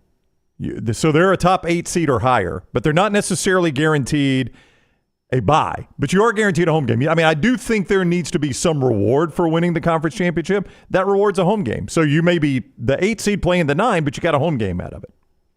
Yeah, as do I. And I think that could help. But the difference this year, too, and you guys have been around the SEC a long time. If we're all honest, the SEC the last, 6, 7, 8 years has been pretty top heavy. It's been Bama, Georgia, Georgia, Bama, and then LSU had that unbelievable year in 2019 when they were clearly better than everybody else. This year has been different than that. This has been a more balanced, and I say balanced, I'm talking about 1 through 7, 8, 9, 10. You've got teams winning against other teams that really didn't happen the last 5, 6, 7, 8 years. And what's that? It's sort of the league has cannibalized itself more this year than I remember happening over the last 7 or 8 years. I mean, you knew there was a clear separation.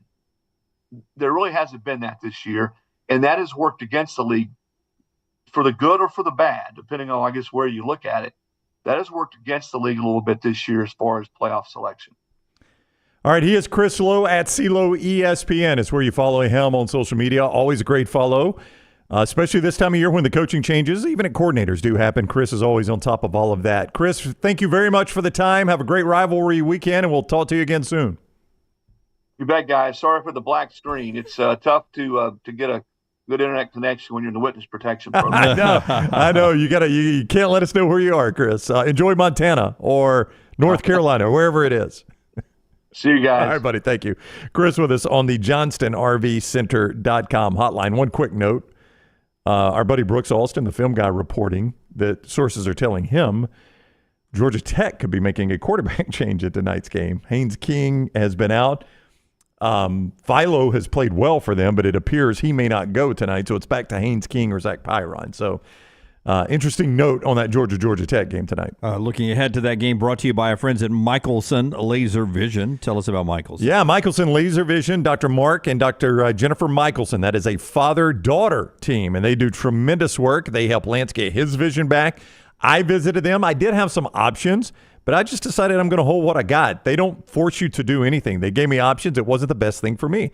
MichelsonLaserVision.com.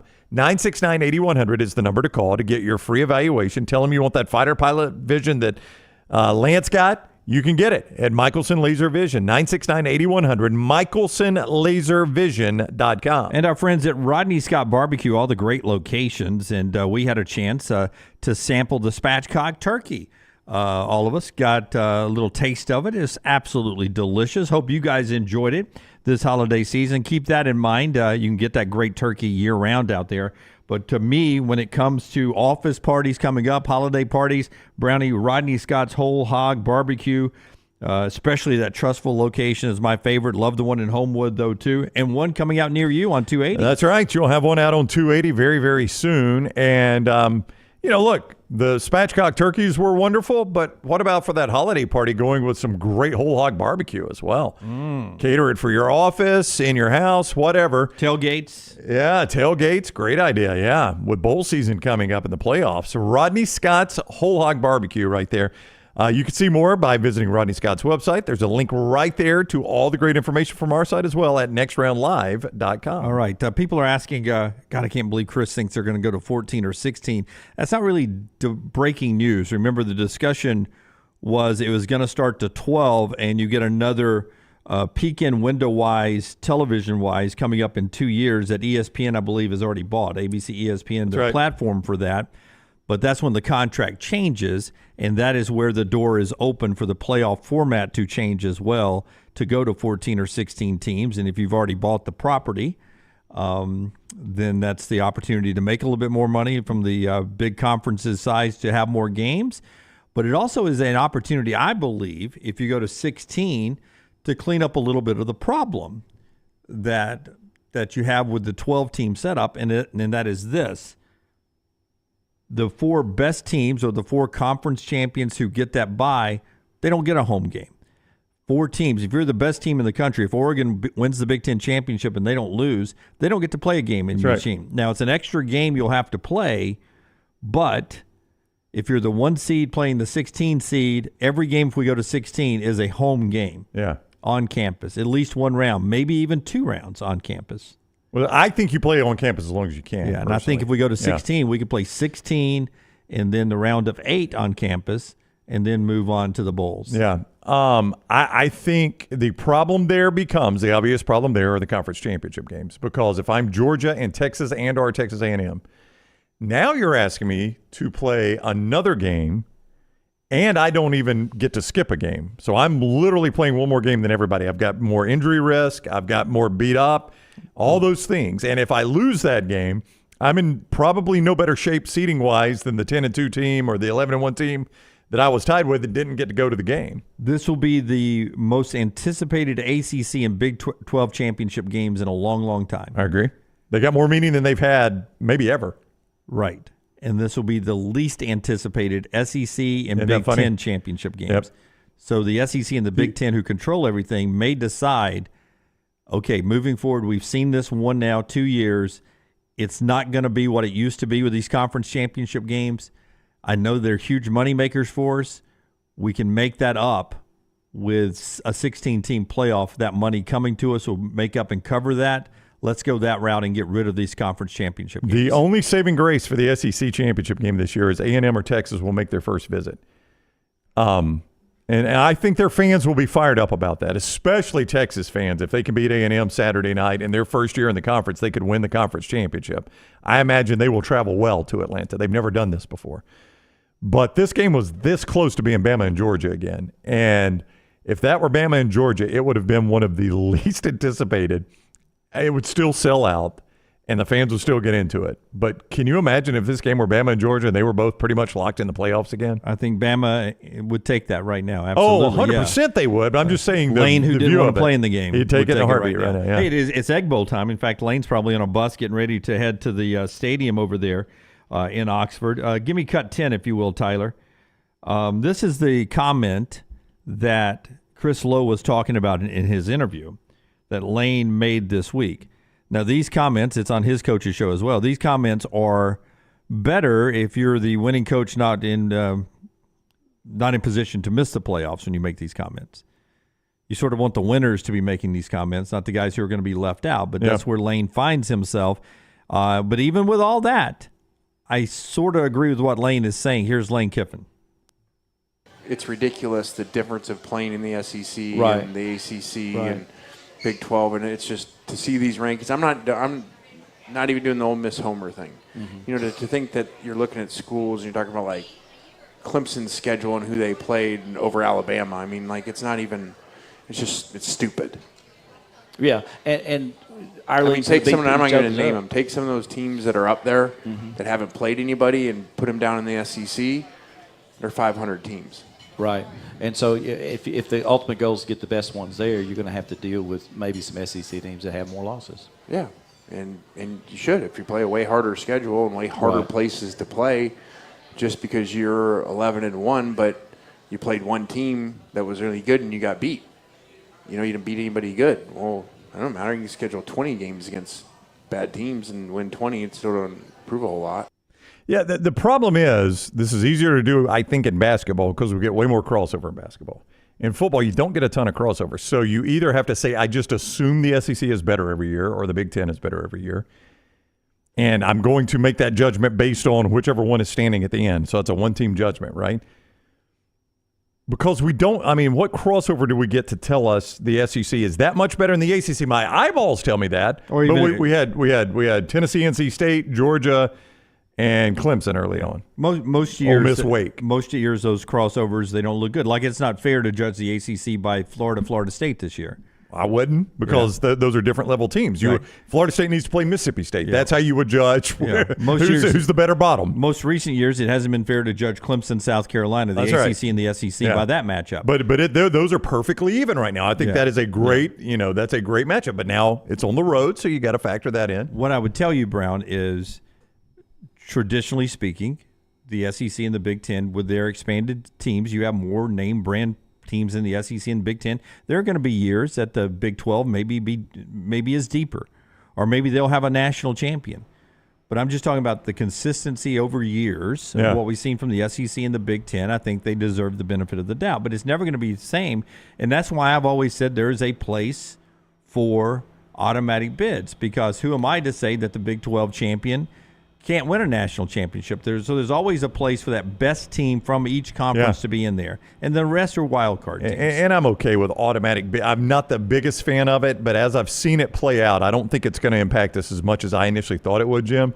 I'm like Chris. I don't really like the idea of them jumping all the way up into the top 4. I think if we're going to do buys, it should be the 4 best teams. That's just my opinion. But that expansion will come, whether it's the first opportunity in 2026 or not, we will see. And it'll have nothing to do with Alabama missing the playoffs. It will have everything to do with the SEC only getting 3 in or on 4 in. Yeah. And other teams being closer to that, because you just can't say that it's like schedules, what the Big 12 and the ACC are playing compared to the SEC. And I'm even giving the Big Ten a benefit of the doubt because I do think in most years that will be a deeper league than what we've seen this year. When we come back, we will do trash today, and we'll do our picks later on coming up.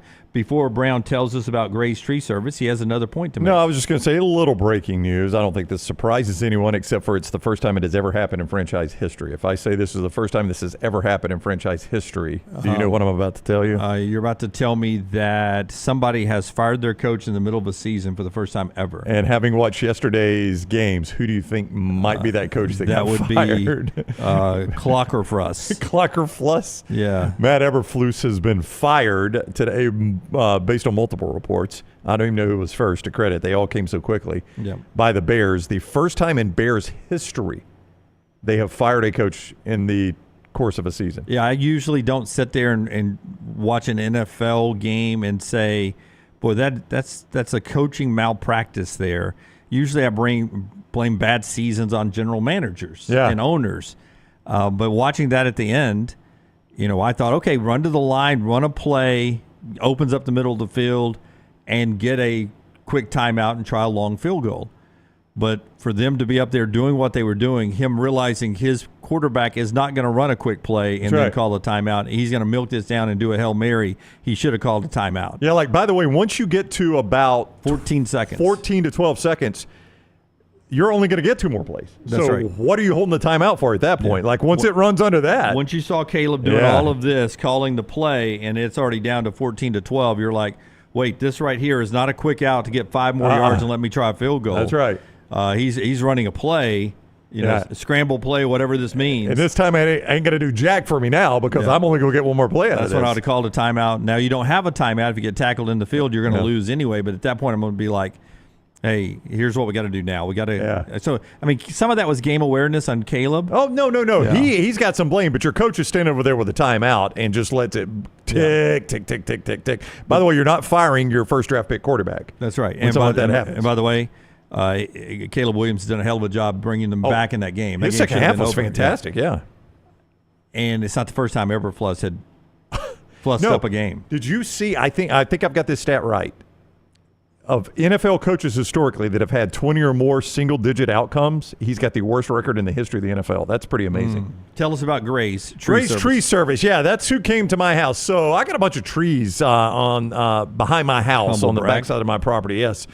God put them there, not me, Jimmy. One of them kept leaning, and finally last storm we had come through that came through, it broke. And I knew immediately who to call. Gray's Tree. They came over, cleaned it up a day of.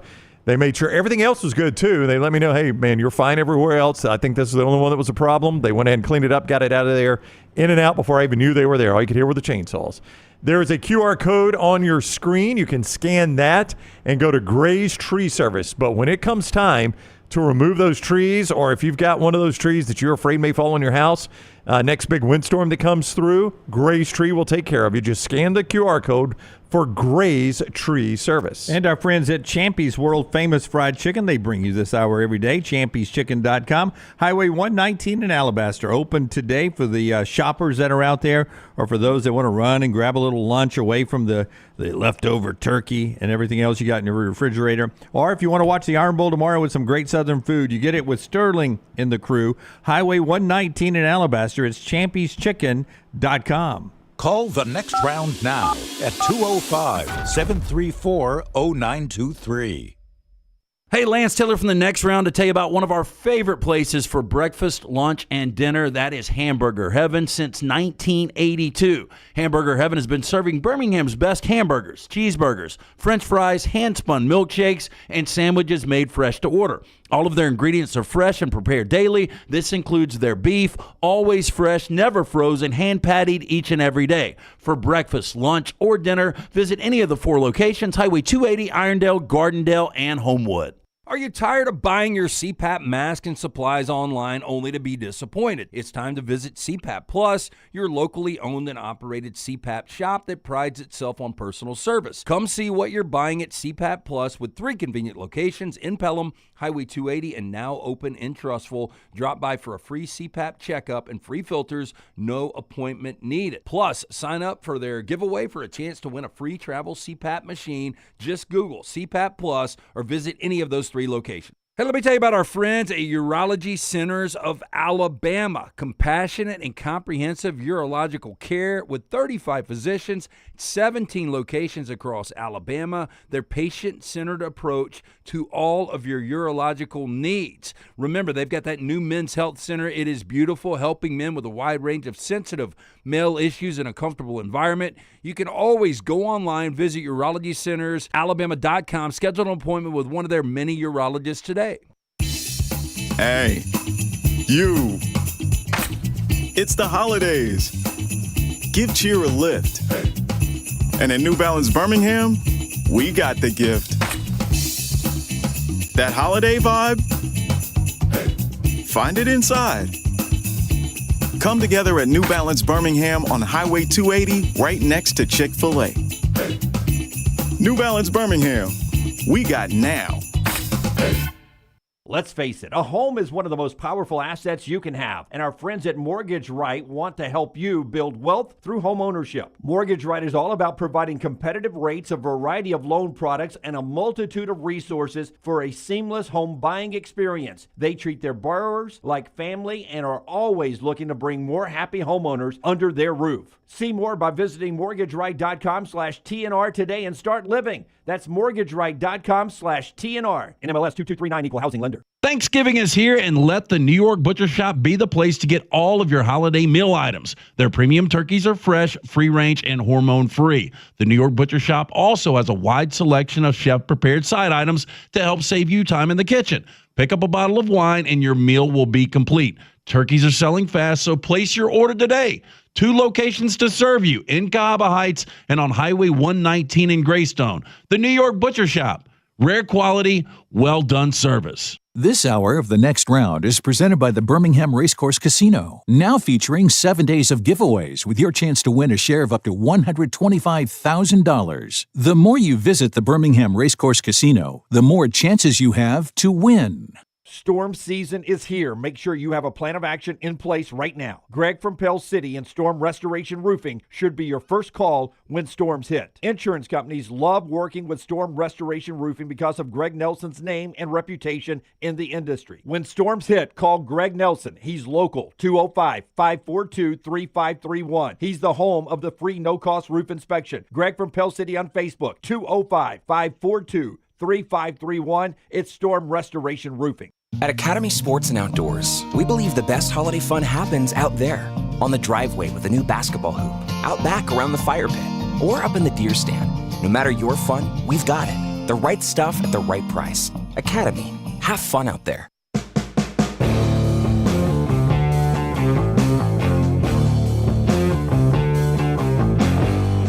More and more people keep coming in on this workday here that I didn't think, I thought it would be just 4 of us up here. Melton's here now, too. If I can get Melton's microphone. I assume you being here means 2 things. Yeah. One, that it's a bye week in the 7A playoffs, so no Thompson game tonight. And EG. 2... EG is she's bound to spill her drink now because you dropped the lid. And All right, go ahead. 2, there's a live meltdown on Black Friday today? There's a live meltdown today, 2 o'clock Central, 3 o'clock Eastern. We'll have EG in with us. We will play some 10 with Tim. It'll be a lot of fun. Tyler and I will be holding down the fort over in the Culver studio. Hey, speaking of the meltdown, for you and Tyler, I have completed both Carlito's Way and Silence of the Lambs. Wow. I love Carlito's Way. So let me know when you want the breakdown. I'll do it for you. Well, can I get a brief reaction to Silence of the Lambs? Because this has been keeping me up at night, knowing whether or not you would like it. I need to know.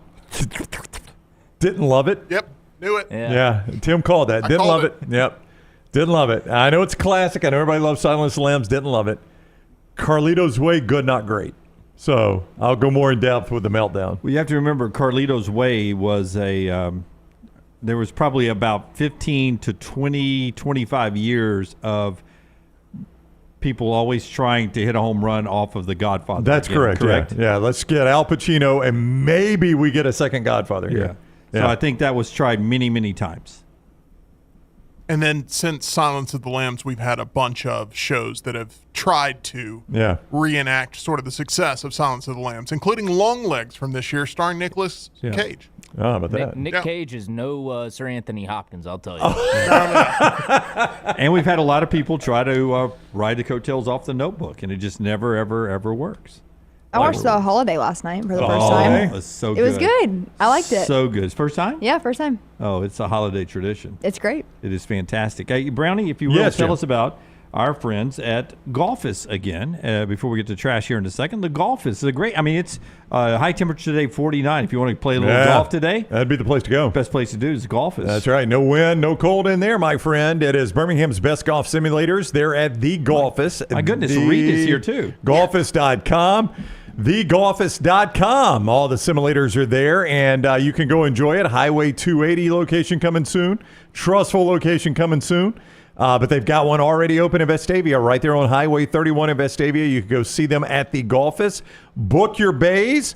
Find out all the information at thegolfus.com. Thegolfus.com.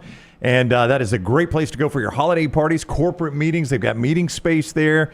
You can watch all the big games. They've got TVs there that will have the games on in addition to what you're doing right there in each bay. TheGolfus.com. Realistic, too, because I saw your drive roll out of the fairway into the leafy rough. Just on the right side there. I was just in the rough on that drive. Yeah. Draw that back in a little We're bit. going to have to go get some more video later on. I need better shots on there. You do need better shots. All right, before we get to trash, a couple of things. We started the show off with basketball, how it was a huge win for Auburn at the Maui Classic. A couple of huge wins for Alabama coming off the Purdue loss. By the way, Auburn now projected to be number one in the new AP poll when it comes out this weekend. In basketball, I would imagine at KenPom, even after results yesterday, they hold number one in KenPom. So Auburn is rolling along in basketball. The first SEC team to win the Maui Classic since Kentucky in 1993, Rick Pitino's Kentucky team. So that's an SEC team's in it every year. Big deal there to win that out at the Maui Invitational. And for Alabama, after losing to Purdue on campus, they have come back now and beat Illinois, Houston, and a Rutgers team that will end up being in the NCAA tournament with 2 lottery picks. And they've had a couple of days in Vegas. They've got $1 million for being out there for the players. They get another $1 million if they win tomorrow against Oregon. So both Auburn and Alabama in a good place basketball-wise. You can play those basketball games and all the football today and tomorrow at mybookie.ag. You'd be looking good right now if you had Colorado in the points. They're up 14-0 on Oklahoma State still in the first quarter. Travis Hunter with an interception, the non-Jim Thorpe Award-winning Travis Hunter. With an interception earlier in that game. Think you'll hear about that in the postgame? Probably so. 11.5 is where Alabama is still favored for the Iron Bowl coming up Saturday over in Tuscaloosa. Notre Dame still a 7.5-point road favorite at USC. Miami, there are a lot of people looking for that upset. If they're just outside the top 12, they're an 11-point favorite at Syracuse. You can play all those games right there at mybookie.ag. I was going to try to give you an updated line on the battle there in Texas and Texas A&M. Texas right now a 5-point favorite in College Station. MyBookie.ag, code next round gets you a 300% deposit bonus to use at the casino. 300% deposit bonus to use at the casino. You make your deposit, they give you 300% of that right there for use in the casino, and 50 free spins when you use mybookie.ag, code next round. Bet anything, anytime, anywhere with mybookie.ag, code next round. All right, that gets us to trash time, and we'll do our picks afterwards. EG's here and is going to read trash? No, I think I'm reacting to that. She passed it to me. Yeah. Reacting. She's not just a She's presenter. upgraded. That's I right. love it. Not Vanna White. Hit the big button. Now, if that's too much, 12 different appetizers to choose from. I'm a fried dickle pickle man. I'm a Tyler. fried dickle pickle man. LT's Trash is presented by Mortgage Right. Mortgages done the right way. Veteran-owned, veteran-operated. Mortgage Right is your first stop when it comes time to buy that house or refinance. MortgageRight.com/TNR. Get you where you need to go. Go see our friends at Mortgage Right. Tanner, Chris, Joe, all the great people there at Mortgage Right. MortgageRight.com/TNR. NMLS 2239. Equal housing lender. Is there a chance we're watching Mike Gundy's last game at Oklahoma It's State? potential. They're about to get run out of Boulder, so we'll see. I don't know. It's about to be 21-0, though. If it's his last game, it ain't going to go well. Quickly around, everybody, Austin Powers, thumbs up, thumbs down on the movie series, Austin Powers. I enjoyed them. Yeah. I would not go back and Never saw rewatch them. Okay, never saw him. EG has not seen them. Yeah. Fantastic. What about Melton and Scotty? Absolutely great, super funny. Didn't really love Goldmember, but the second one I love. Yeah. Goldmember's the best one. Yeah, Okay, I'm well. all in on Austin Powers. Yeah, I like Austin Powers, too. That's a lot of agreement there on Austin Powers. I like Austin If Powers. you'll ever notice, Brown polls the room and then makes his choice there. Yep. If didn't see it and we all went thumbs down, Brown was like, I agree Nope. with you. It's just too silly. I hate that slapstick like comedy. Austin Powers. Now, get ready for chat room to say, wait a minute, Brown did not like Silence of the Lambs, but like Austin Powers. That's about to come in the chat room. I'll go ahead and warn everyone. I'm the same way. I give me the feel goods and the funnies more than the scaries. The Shaguar used Shagwire? That's cute. Jaguar. The Shaguar used in all three Austin Powers films set to hit the auction block at Mecum Auctions in January for the first time. No other Jaguar E-Type was used in the filming, making this the only vehicle from the film franchise which grossed a combined $675 million at the box office. Since filming, the car has resided in a private collection, occasionally making appearances for Jag corporate events, as well as in Madonna's music video, Beautiful Stranger. Mike Myers drove it in that. Complete with the Union Jack paint scheme, the car is unmistakable.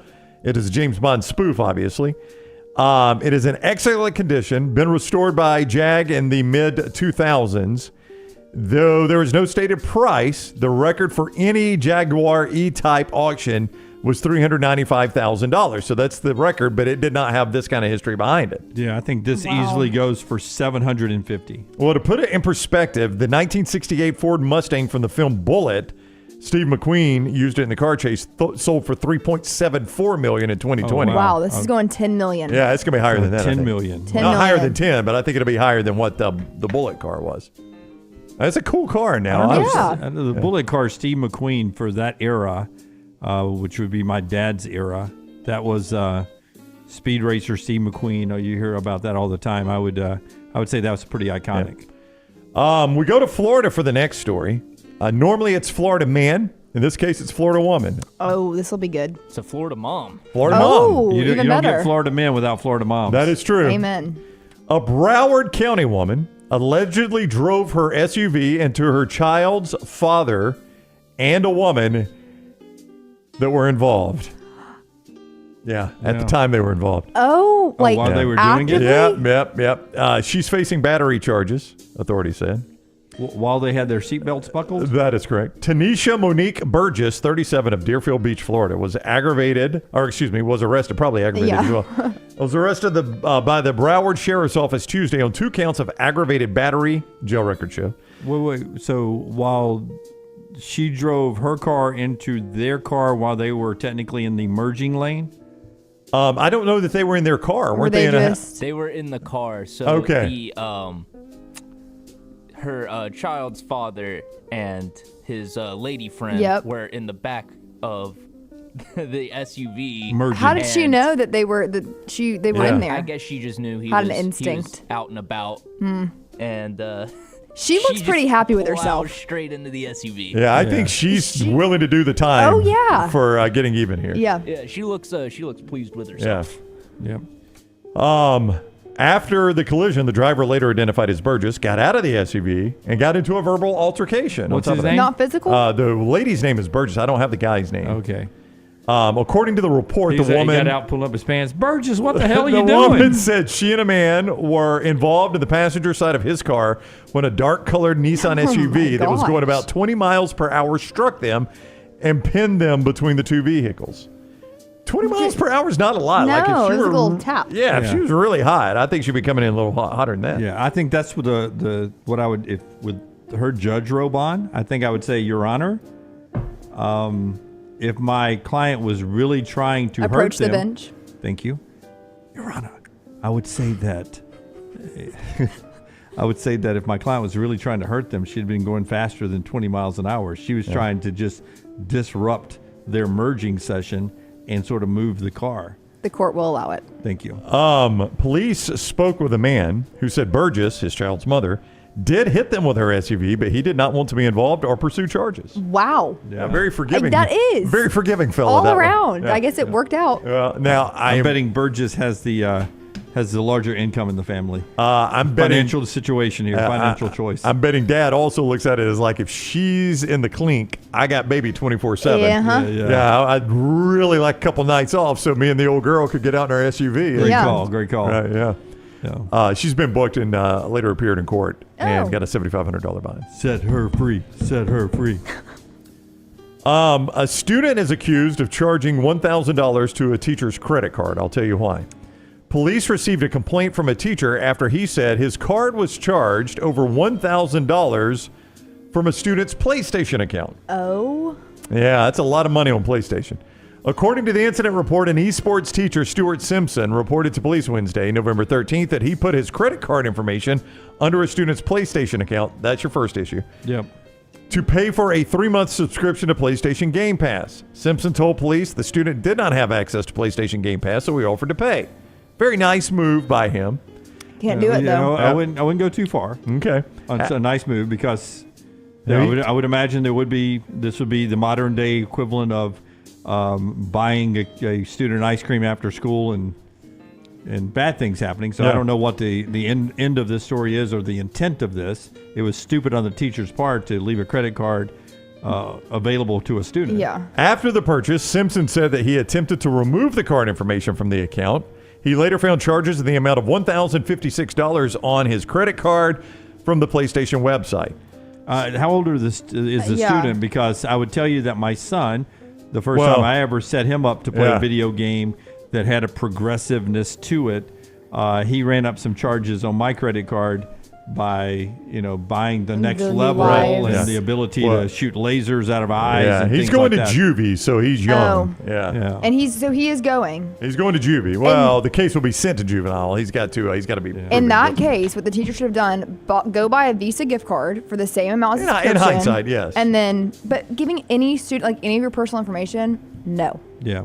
Tying anything to a credit card that a teenager has access to, probably a bad idea. And I'm gonna have to ask some hard questions about why were you doing this for the student? It could be just good cause. An esports teacher? Yeah, it was esports. So I mean, there's you can do that. Reason, I guess. I don't know. Yeah, absolutely. Finally, University of Montevallo has a team. Yeah, this is one of those. This is one of those stories that I just I did not think this was possible, but apparently it is. A Japanese woman's medical misfortune is making headlines worldwide. A woman in her 30s reportedly went to Tokyo Medical University Hospital in April for laser surgery. Okay? Wait, say that one more time. All right. A woman in her 30s went to Tokyo Medical University Hospital in April for laser surgery. Okay. While she was on the operating table, a fire broke out and it burnt her legs. Okay, that would naturally lead to an investigation, right? The hospital's got to find out what happened here. Okay, real quickly, did the fire that broke out burn her legs, or the laser she was doing, was there a malfunction? They believe it was a fire, and I'll tell you why they believe that, Jim. The hospital investigated, and they finally have released their report. The flames were caused by the patient passing gas at the worst possible moment. No way. The report said the patient's intestinal gas was ignited with the irradiation of the laser, and the burn speed eventually reached the surgical drape. So basically, it's this whole train. They've got the laser on. She farts. It ignites the laser hits the curtain, and then the curtain goes up in flames and burns your legs. Wow. Oh my gosh. That is so crazy. Like, I have to believe it. You can't make that up. I know. I mean, I don't know how this happens. Well, Robert Glatter, who works as an ER physician, says it is exceedingly rare for this to happen. It could be the solvents, the antiseptics that contain alcohol. They're flammable. If it's not dry before the procedure takes place, it could ignite. This is just another thing not to be afraid of, he says. But it did happen in Tokyo. The hospital in Tokyo maintains all its medical equipment was functioning properly. So the only reasonable explanation is the patient passing gas at the worst possible time. Well, I'm going to say in that procedure, we probably should not want the curtain or the blanket to be flammable. That's true. Right. You don't want anything flammable. Just in case, because passing gas That is would help. human. Yep. Yeah. And normally you're not worried about flames. High school buddy of mine that had no problems doing that science experiment every now and then. On demand, on right? camping trips on demand. Wow. Yep. Mike Silvani. Yep. Shout out. There you go. That's Trash, presented by Mortgage Right, our friends at Mortgage Right. Veteran-owned, veteran-operated. A great place to start when it comes time to buy your home. Refinance your home is mortgageright.com/TNR, NMLS 2239, equal housing lender. All right. Right now, we're about to get to our pick 3, and EG's going to hang out here and talk about the games. I will. In fact, I will let you read LT's. Okay. Pick 3 for the crowd there. Do mine. You haven't done yours yet? Do you want me to pick again, Brown? Yeah. How did I do last week? I went 2-1 with your pick. Picking for you. Yeah, I'll let you pick again. By the way, All LT right. was 3-0 last week. We're about to play the song and get an updated standings. It's brought to you by our friends at Buffalo Wild Wings. Buffalo Wild Wings, all the great locations, and they have contributed a $250 gift card to our champion to go with the $250 gift card from our store. So somebody walking away with $500 and winning. Your last chance to get a ball in the bucket by going 3-0 this weekend. Hit the song, Tyler. Pick three, it's time for the pick three. 3 for you and 3 for me, that equals a pick 3. Say goodbye to your family, it's time for the pick 3. Only time that I'm happy is when it's time for pick 3. Buffalo Wild Wings, 12 great Central Alabama locations. You can try Buffalo Wild Wings. Great for this rivalry weekend. And you can go to nextroundlive.com, register in the pick 3. All the lines provided by our friends at mybookie.ag. And the winner, as Jim said, right there, gets $250 from Buffalo Wild Wings to use at any of those Central Alabama locations. And on top of that, a $250 credit in Next Round's store, nextround.store. The 3 written ones, not the drawn ones there. Those are his picks there. And I'll let you read his. But first, let's look at the standings. LT closed the gap last week. He was 3-0. Another ball in the bucket for him. I've got the lead here. Brown's got the opportunity to steal 1 trophy away from me like Forrester is doing. That's right. On the upset alert. LT can only tie you. LT can only tie me. 21-18. I need a win to at least tie, and 2 to lock this up. 19-20 is Brownie. 18-21 is LT. Let's go LT's pick first. Read by EG today. All right. He's got Baylor. Baylor. Okay. Want me to read the second one? Yes. Second one. USC. And Texas A&M. Wow. He's been on that since this summer, Texas A&M. Wow. LT's excited because I then sent mine back. Mm-hmm. And we're opposite on a lot of them. I like Notre Dame. I like Texas. He likes Texas A&M. And then Tennessee. So a little oppo going with LT and me there. Those are my picks, trying to lock this thing up. All our spreads from mybookie.ag. A lot of orange in yours. And also online at nextroundlive.com where you can play, Brownie. Tyler, who are we going with, man? Give me the first 3 teams that come to mind. First off, we're going to go with Air Force over San Diego State. I feel like you have prepared for this. I don't know. I'm just asking intrigued. Tyler. Air Force, by the way, 4, and we're going to go 4.5 in that one, Tyler. 4.5. All right. Tyler's 2-1 all time. Yeah. Give me South Carolina upsetting Clemson this weekend. Yep, I like South Carolina. I like this play, Tyler. Had you not gone here, I've liked South Carolina all weekend long. I'm looking for an updated line here, Jim. South Carolina, I'm catching 3.5 in this game, Tyler. I like them to win outright, though. Good call by you. And then finally, I just had it. Where'd it go? Proving that you're prepared for this. See, look at him. I like the way he sold that. You can't give me any hints who it was? Where'd it go? Blue Dang team. it. Oh, crap, Tyler. Any memory? What color? Abbreviation? By the way, I learned last night at the Thanksgiving table, they're not that this is a disaster, Tyler, but they're doing they're doing a Titanic too. You're only proving why I only read 4 Downs on Wednesday. That's right. Thursday. Yes. I forgot Like what day it Titanic was, 2, too. they're not the movie Titanic 2. They're building a Titanic number 2, and they're gonna set sail on the same seriously? course. Wait, seriously? They're naming it the Titanic. They're Heck no. naming it Titanic why 2. would you I'm do that? not This is doing the that. dumbest Not thing that I ever. was asked to, but I won't. Yes. All right. Give me Wyoming. Wyoming. Okay, Tyler, random. That was not the one you were looking for, right? You've just randomly said Wyoming? I just randomly picked that last one. Okay. Yeah. You got to find that point spread. I think that may even be tonight. Well done. Yeah, thank you, Tyler, very much. Wyoming. So I've got Air Force, South Carolina, and Wyoming. Assuming Wyoming is playing this weekend. I'm sure they're playing. That's the assumption we're working on. Nobody's got to buy in the final You would weekend. not think so. Yeah, you can get all the lines at nextroundlive.com. Your last chance to play. Can't play any of the games today. Only play Saturday games. It is there for you until kickoff tomorrow. Nextroundlive.com. Nextroundlive.com. Thank you to Buffalo Wild Wings all year long for bringing us this. Thank you to Rockstar, who came up with a great song, and we played that all year long. We appreciate everything with the Pick 3. We look forward to that being back again next year. Nextroundlive.com. About a minute and a half left in the show. EG and Brownie, a thought on the Iron Bowl before we get to that? I think this is going to be a very close game. Me too. Yeah. Me too. I just think Alabama's defense is not getting run teams off the field right now. Auburn has shown the propensity to run Jarquez Hunter when they know they can. It's going to be a handful for Alabama. But I do think Jalen Milroe's legs at home are tough for Auburn to deal with. They will be. It just depends. I'm intrigued to see that first drive for Alabama. That's going to tell me a lot. I think it'll tell a lot of people either what they want to see or if it's going to be a repeat. I will be with Clint tomorrow morning, and so we're going to go live on Cover Crimson. Excited about that. And then you'll have coverage from the stadium all day. I'm excited. It's going to be really cold, too, so I got to bundle up. But, I mean, my first Iron Bowl was 4th and 31, so it's going to be tough to top that finish, at least. Top that finish. But we'll see. Yeah.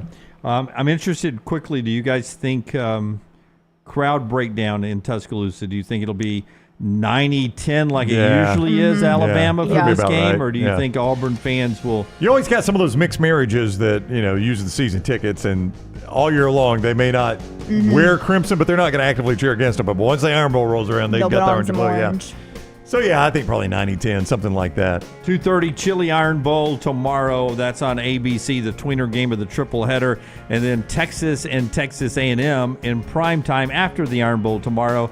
Brown and I will have a post-game show at some point, whether it's after the Iron Bowl or whether it's after the night is done, where we can react to how we think the college football playoffs are going to shake out. We'll decide that tomorrow, 9 a.m. Central Time. We all kick off the day as we always do at 9 a.m. on our video platforms only. Set the alerts and enjoy the weekend. Thanks for being with us. Until next time, God bless you and God bless America.